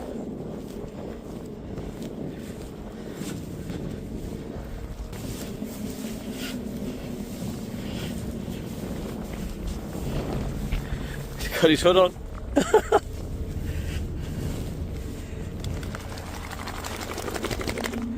Right, come on.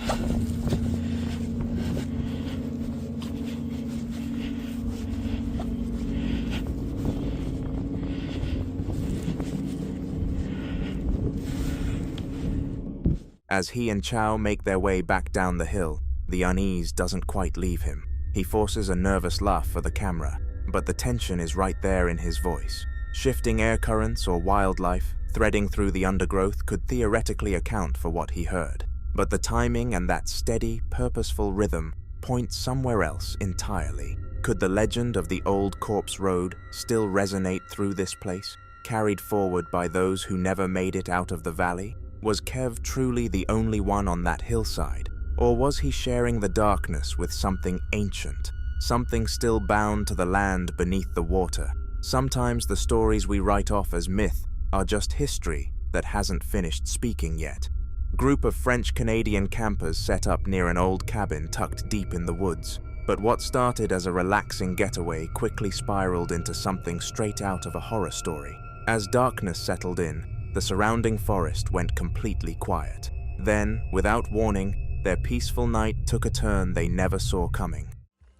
Ce fut une super de belle soirée.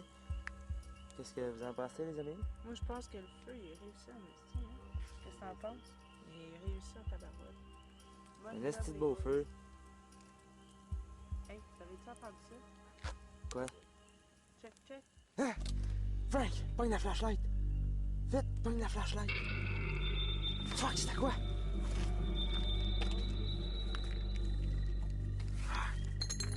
C'est où? Something peered out from behind the cabin door. When they moved closer to investigate, it was gone, only to reappear just seconds later. Shows them. Oh, shit. You.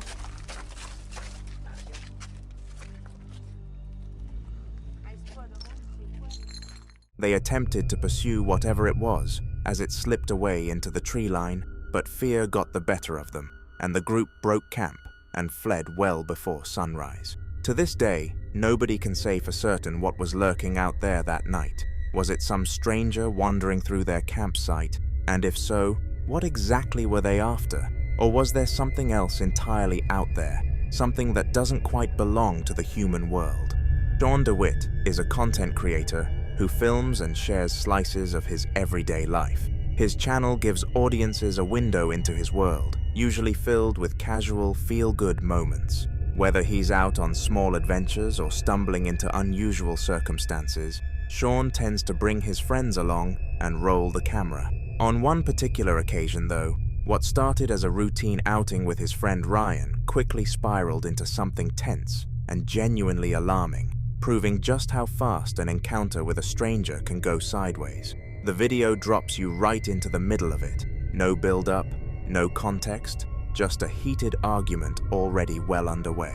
A woman is in Sean's face almost immediately, accusing him of trespassing. Supposed to be here, okay? This is their backyard. No, it's not. This is my yacht. The rocks separate the... Sean and Ryan do their best to talk her down, pointing out that they'd been standing on the rocks, which they understood to be the boundary of the property, but she isn't having any of it. From the very first moment, her hostility sets a deeply uncomfortable tone for everything that follows. Things escalate quickly when she refuses to let them simply walk away. Rather than accepting their attempt to leave, she physically steps into their path, and her tone shifts from accusatory to something far more threatening. What are you doing? What do you mean now? You want me to fight you? We're leaving right now. Come on, Ryan. It becomes obvious pretty fast that this goes beyond someone defending their yard. Her behavior is erratic, aggressive, and hard to predict. Sean and Ryan try explaining they were just messing around with a game and cutting through as a shortcut, but her suspicion only seems to deepen with each passing second. This is considered the... No, it isn't. Boundaries. No, it isn't. What are you talking about? Boundaries. The We're just boundaries. cutting through, because it's a shortcut. It's not a shortcut. How do I know you're not breaking into that home? I'm not gonna break in them. These people are wicked nice. Oh, See, that guy's right there. Right. How do I know you're not breaking? The confrontation gets darker when she starts throwing out wild accusations. She begins questioning why they're really in the area, implying they might be casing a nearby house for a break-in. Her paranoia warps the entire situation, casting them as suspects, despite their calm, repeated efforts to clarify their completely innocent reasons for being there. Even as they patiently answer her questions, she refuses to soften even slightly. Sean tells her they were simply trying to catch up with friends who had gone further down the path, but nothing they say manages to cut through her fury. Because my friends were back here and we chased them. You did. You trespassed on my property, and you know that. I was on the rocks. The standoff hardens as she insists she owns the very rocks they were standing on, her voice thick with contempt. With her blocking their way, and her aggression showing no signs of letting up, Sean and his friend are essentially stuck riding out the verbal onslaught. The clip cuts off there, but the unease doesn't fade easily. Her volatile, unpredictable behavior turned what should have been a non-event into something genuinely threatening. It's a stark reminder of how a minor misunderstanding can be weaponized by one person's hostility and irrational fear into something far more dangerous. What makes situations like this so unsettling is that the threat isn't imaginary, it's standing right in front of you. Thankfully, Sean and Ryan kept their composure throughout, but it's not hard to imagine how much uglier things could have gotten. This footage follows a solo van dweller through what she describes as the scariest night of her travels. And the threat wasn't human, it was the weather itself. Good morning from lay-by in Luxembourg. It's super sunny out. What am I on about? No, it's not. It's really miserable out. I meant to say it's very green out. It's very green outside. I'm not stopping here. I'm just passing through. I have stayed here the night at a little air with electric, and that's where I just topped up my battery. Setting out from Luxembourg on a drive through Germany, she finds herself swallowed by a ferocious thunderstorm, unlike anything she'd faced before. Visibility collapses to almost nothing. Traffic grinds to a near standstill. Hazard lights blinking all around her as lightning detonates overhead in a relentless barrage. Woohoo! Holy crap. I have just been driving for an hour in the least visibility I've ever had when driving. I could not see a thing. Like, I literally couldn't see anything. It's mental how much it's raining, it's thundering, it's like lightning, and I'm an hour away from Nuremberg where I was heading, and after what feels like endless hours of tense, white-knuckled driving, she finally pulls into a packed motorway, rest stop, hemmed in by trucks on all sides. The storm is so savage that the pounding rain keeps setting off her van's security alarm, each shriek of it rattling her nerves, while thunder physically shakes the walls around her. Like super low visibility to the point where we were going 30 miles on the motorway, everyone had their hazards on, couldn't see anything, and it's just not stopping. It's just constant lightning. So I think my home for the night is this petrol garage. Because look, I've never seen so much lightning before. It's actually crazy. I've just pulled over in a petrol garage place. My head is pounding. I've been driving for about 6 hours. And it's been running low on water, completely drained, and unable to make out anything beyond the windows, she decides to ride it out overnight, not even certain she's permitted to park there. It's crazy loud. And the bad thing is, because I didn't want to drive with loads of water in the tank, I didn't fill up, and now I have no water. Well, there's plenty of water outside, but I have no water in the van. And I didn't have enough water to wash up, so literally all of my stuff is dirty, and it's just sitting on the floor while I've been driving. I've got one pan I can use to cook, one pan, so I'm gonna... What am I gonna cook? I don't know. It's like 9 PM now, or 8 PM?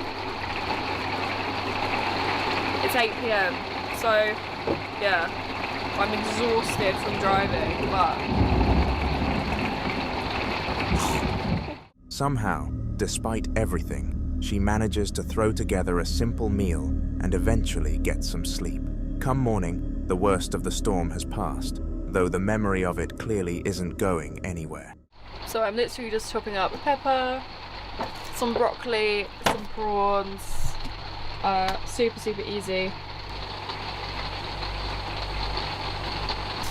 Just cooking the food. Stranded alone in the middle of violent, unrelenting weather, no way out, and no way to see what surrounded her, that night stands as a sharp reminder that the most unsettling moments in van life don't always involve people. Sometimes nature is the thing that has you completely at its mercy.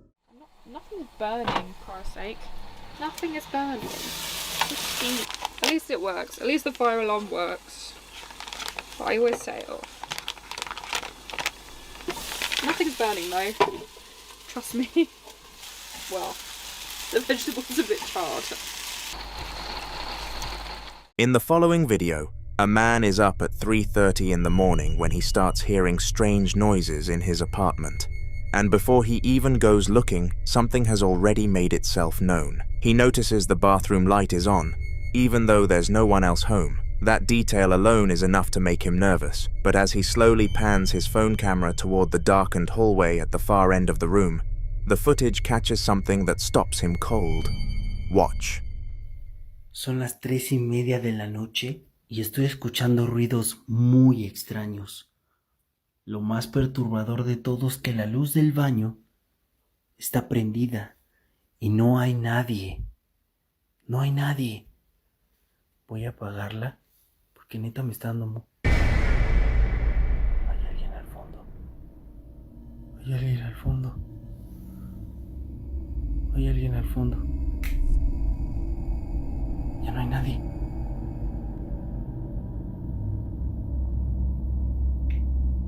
Ahí está.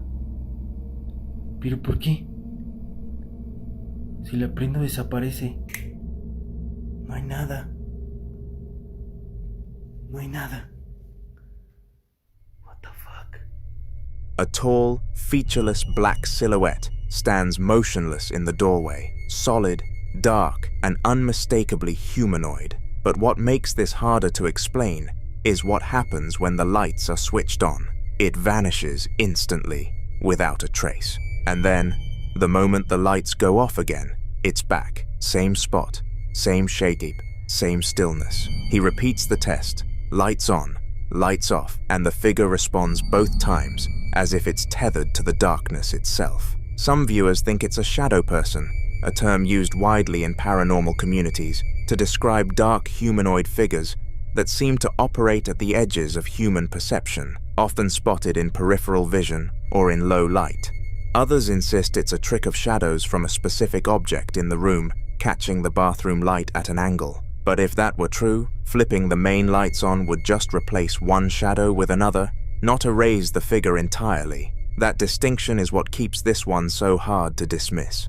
The following night, he's drawn back into another investigation, this time above his apartment, where he'd been hearing noises on the rooftop. He grabs his phone and heads up the concrete stairwell in the dark, and almost immediately, something responds. Listen closely. Ayer estaba escuchando ruidos muy extraños arriba de mi departamento y decidí subir a grabar.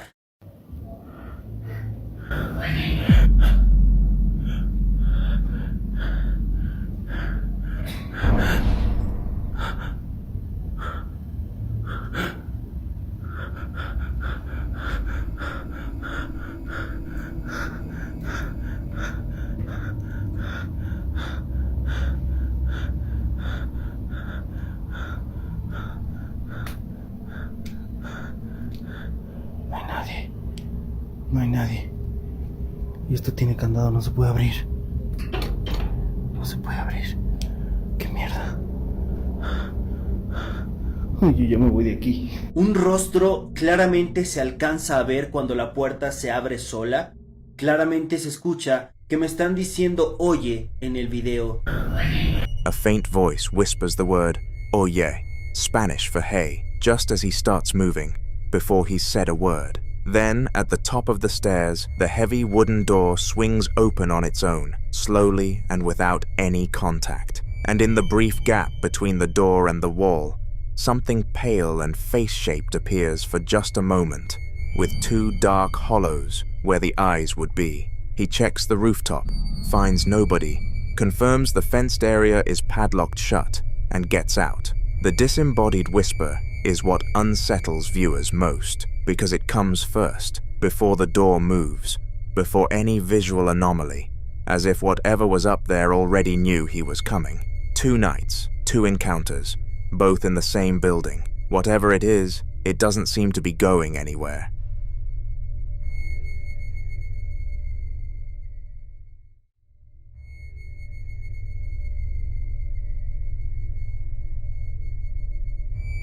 In this next clip, a group of investigators have set up a Hikvision thermal imaging camera in what appears to be a hallway or entryway. White walls, grey tile, a pair of white-paned doors, and the conversation in the background is relaxed, almost casual, the kind of atmosphere you get when people are confident in their equipment and just waiting to see what it picks up. Watch.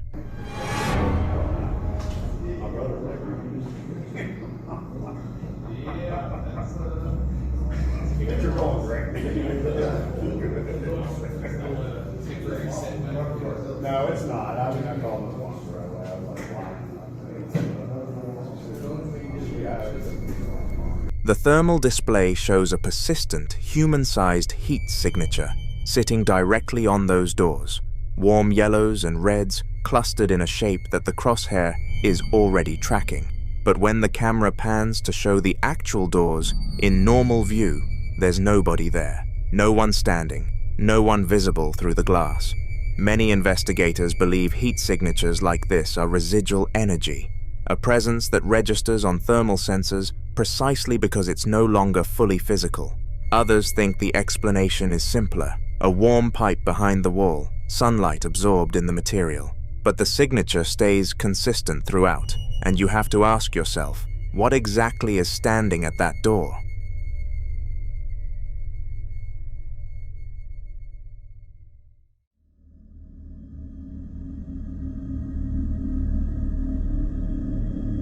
Now, in this next clip, a young woman in Connecticut was stepping inside her house late one night in June of 2021, her Ring camera catching everything from the front porch.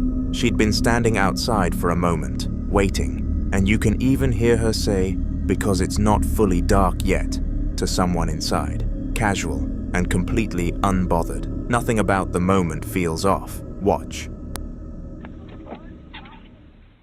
Because it's not fully dark yet.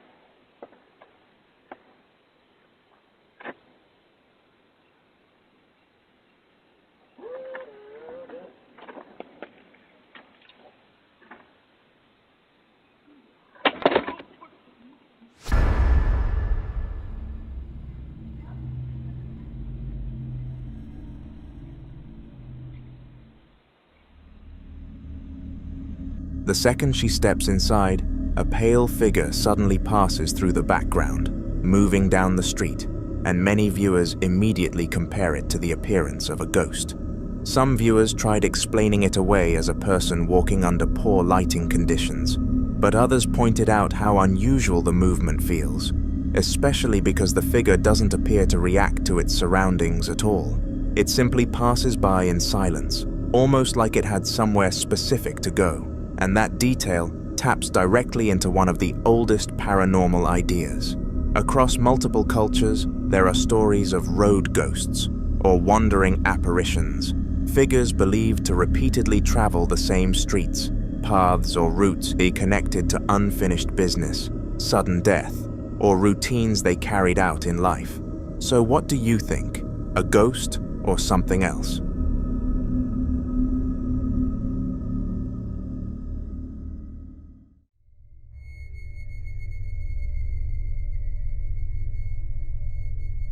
The following two clips were both recorded in what appears to be the same industrial facility, a backroom space with concrete floors, pale green walls, and the low hum of fluorescent lighting overhead. The kind of place that's unremarkable on every other night. In the first clip, which was captured by what looks like a fixed security camera, the room is completely empty. No one is working late. No one is walking through. Just a metal garment rack with clothes hanging on it, a pair of rubber boots on the floor, and two clad white doors on the left wall. For nearly a full minute, absolutely nothing happens. Watch.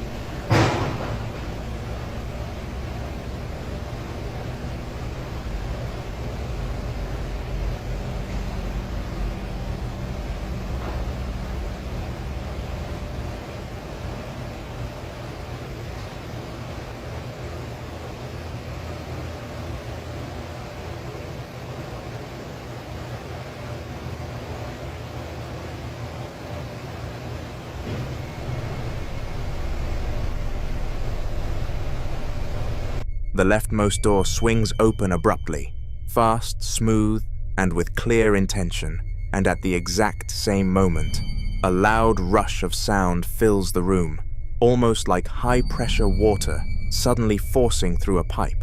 And if you look closely at the boot, you'll see it moving like someone trying to turn from one direction to another.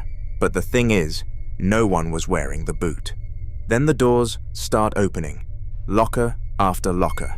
A lot of viewers who've watched the full footage describe it as one of the most sustained, escalating sessions of unexplained activity they've ever seen. Not one event, but a cascade that keeps building until it becomes impossible to stay.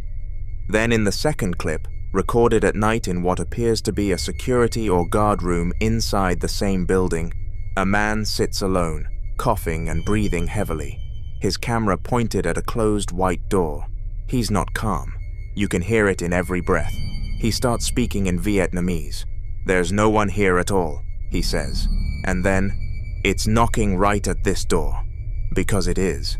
4 loud, distinct knocks hit the other side of that door, one after another, and the man's voice shifts from fear into something closer to fury. Listen closely.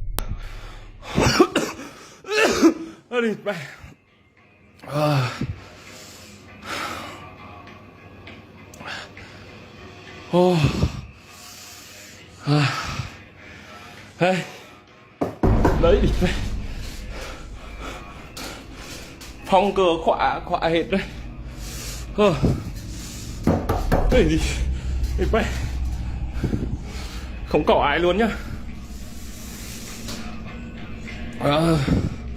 Nó gọt được cửa này luôn này. Có người đâu được, có người lúc này mà mình đi ra mở cửa là thấy rồi à.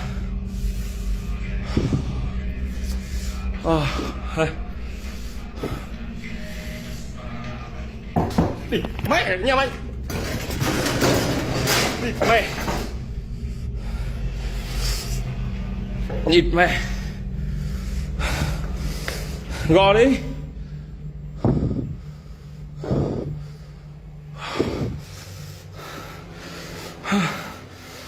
Gò đi, đó. Không có ai mà nó gò cửa này giờ đấy. He charges the door, kicks it open, sends the chairs stacked in front of it crashing to the floor, and finds a long, empty corridor. Lockers, a sink, a clothes rack, hard hats on a shelf.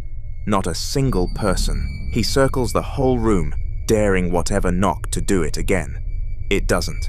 2 clips, same building, same impossible pattern. Something moving through a space where nothing should be. So what do you think was on the other side of that door?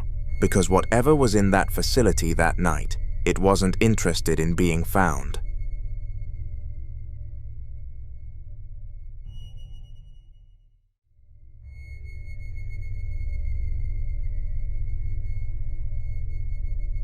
In this next clip, a man is home alone at night when something inside his own house turns violent. He's been filming, seemingly documenting something that's already been going on, when out of nowhere, a loud, aggressive banging erupts from somewhere unseen, rhythmic and heavy, like something is slamming the floor, or sealing repeatedly without stopping.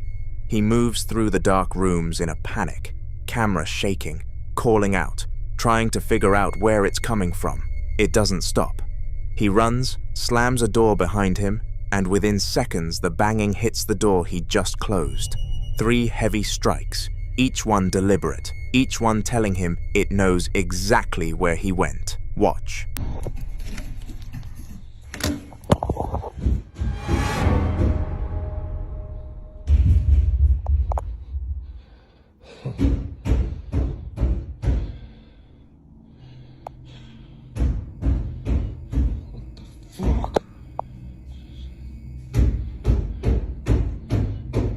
Hello?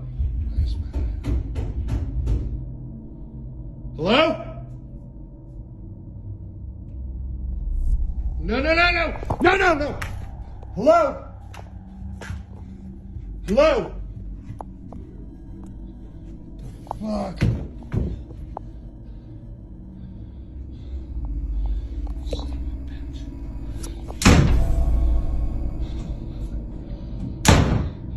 Hello? What do you want?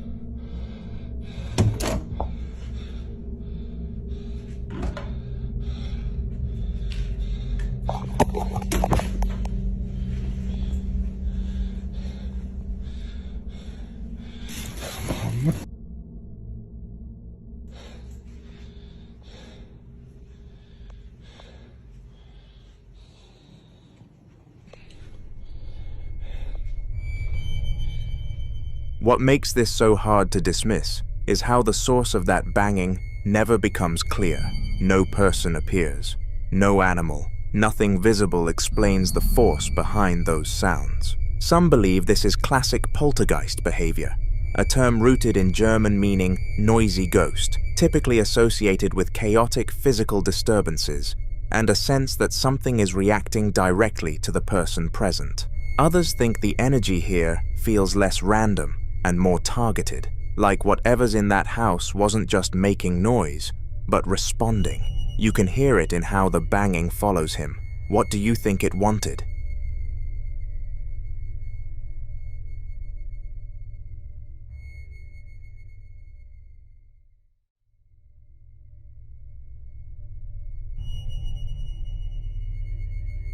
This next video comes from a tattoo studio in Chihuahua, Mexico, where a man had been receiving security alerts about movement and strange noises in his shop, a place he describes as increasingly difficult to be around, to the point where he and those close to him hadn't been sleeping properly for days. On this particular night, he heads back to the studio after getting one of those alerts, unlocks the front door, and steps inside to find the room strangely cool, despite the heat outside. Watch. Fue el flash a mi teléfono. Y eso que si traigo bastante batería.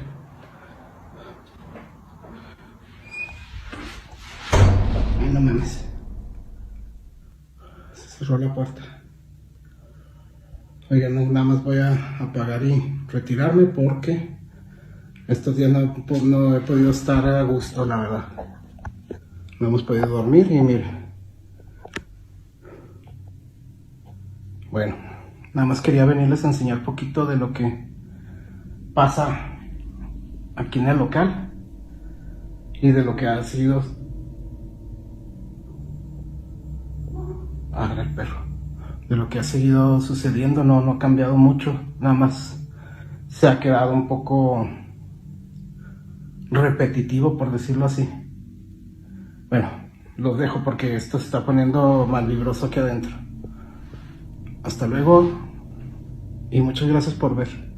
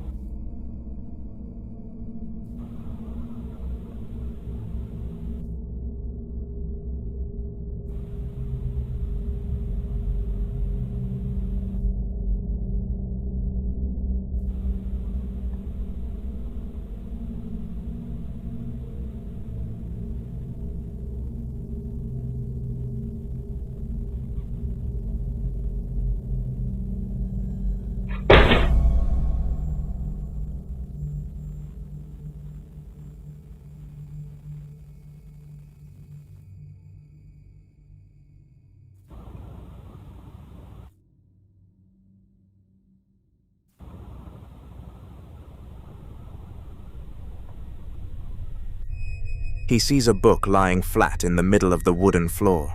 The title of that book? El Diablo me obligó. The devil made me do it.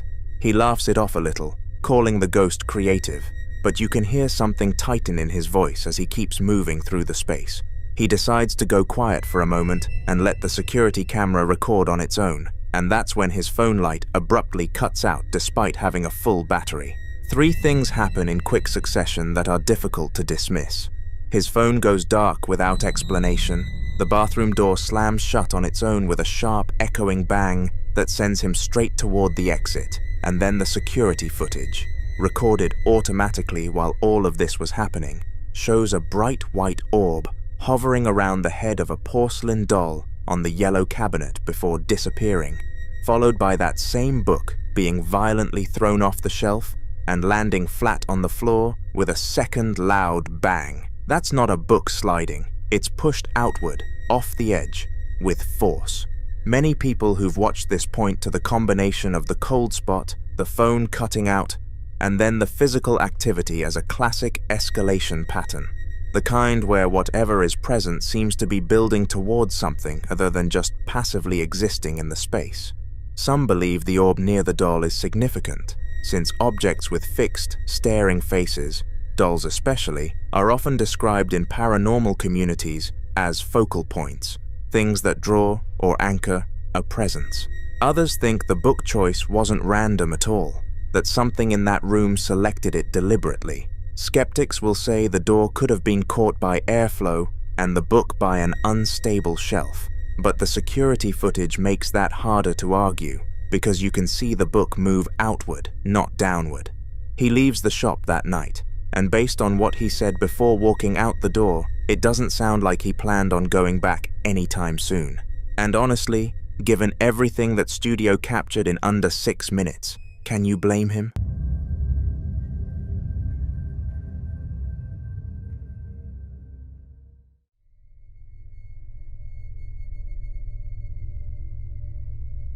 This next video was recorded by Josh, another paranormal investigator, and his team, who spent 2 nights investigating the childhood church of Jim Jones in Lynn, a quiet town that still carries the weight of a dark and disturbing legacy. Long before he became the infamous leader of the People's Temple, Jim Jones attended this very church as a boy, walking its halls, sitting in its pews, and developing the beliefs that would later influence one of the most tragic cult events in history. What makes this location especially unsettling is the idea that everything started higher. The team, consisting of 3 brothers, Josh, Rocky, and Sean, entered the church hoping to understand why it is considered haunted and whether something connected to Jim Jones still lingered there. Coffin. Where's the coffin at?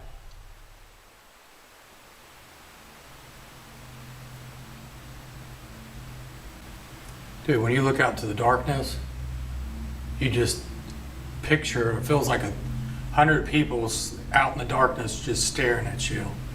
It is so freaking cold down here. Who is the man that stays down here? Slam. Slam. I dare you to slam something. Why? Because I want to hear you. If you do loud stuff, that lets me know you're in Purgatory. here. Purgatory. Are you stuck in purgatory? You remember Jim Jones being here at this church? Do not. You don't? We know Jim Jones came here for many years as a child, then he moved on and became a reverend at different churches. And then they did some very bad things. Jim. Whoa! Holy. Okay, that was loud. Holy crap.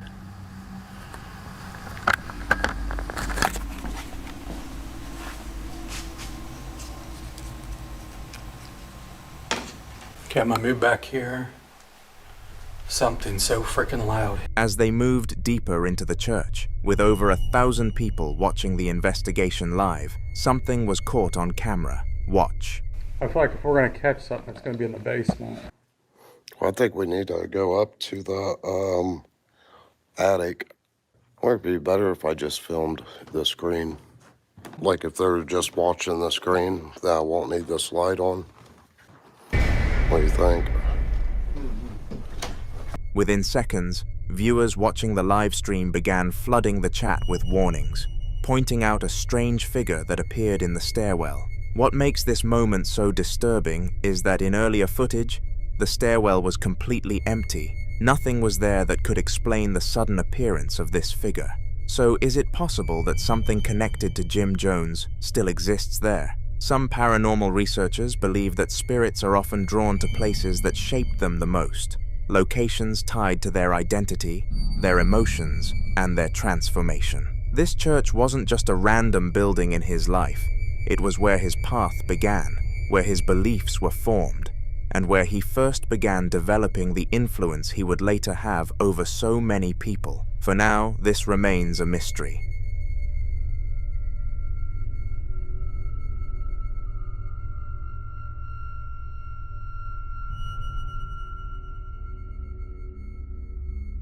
Now, in this next video, some explorers decided to investigate an abandoned military hangar that had been active from World War II all the way through the 1990s, a place that once held aircraft, personnel, and decades of military operations, but had since been left to decay in silence. Buildings like this often carry layers of history, and while they expected to find dust, rust, and forgotten equipment, they did not expect to find something watching them. From the moment they stepped inside, they began hearing strange noises echoing through the massive, empty structure. At first, they tried to rationalize it, blaming it on the wind forcing its way through broken panels or loose metal shifting under its own weight. Then, this happened. Watch.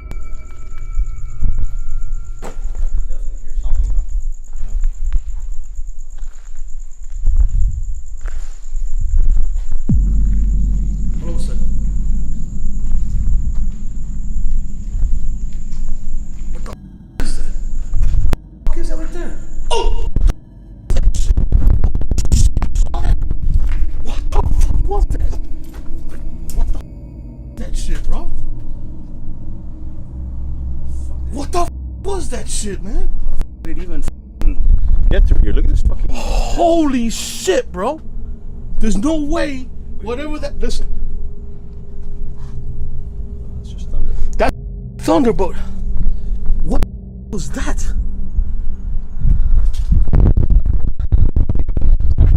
There's no way I can't make it. There's no. In the footage, a strange figure can be seen watching them from a distance. But when they reached the exact spot where the figure had been standing, there was nothing.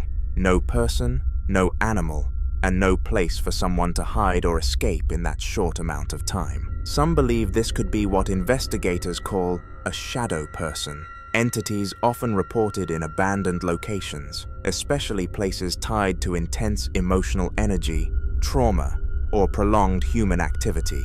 Others believe this could have been the spirit of someone who once worked there, possibly a soldier or personnel who spent years inside those walls, whose presence never truly left, continuing to patrol the same grounds long after the base was abandoned. The way this figure remained at a distance, concealed in shadow, and vanished the moment they approached, makes some wonder if they were being watched the entire time.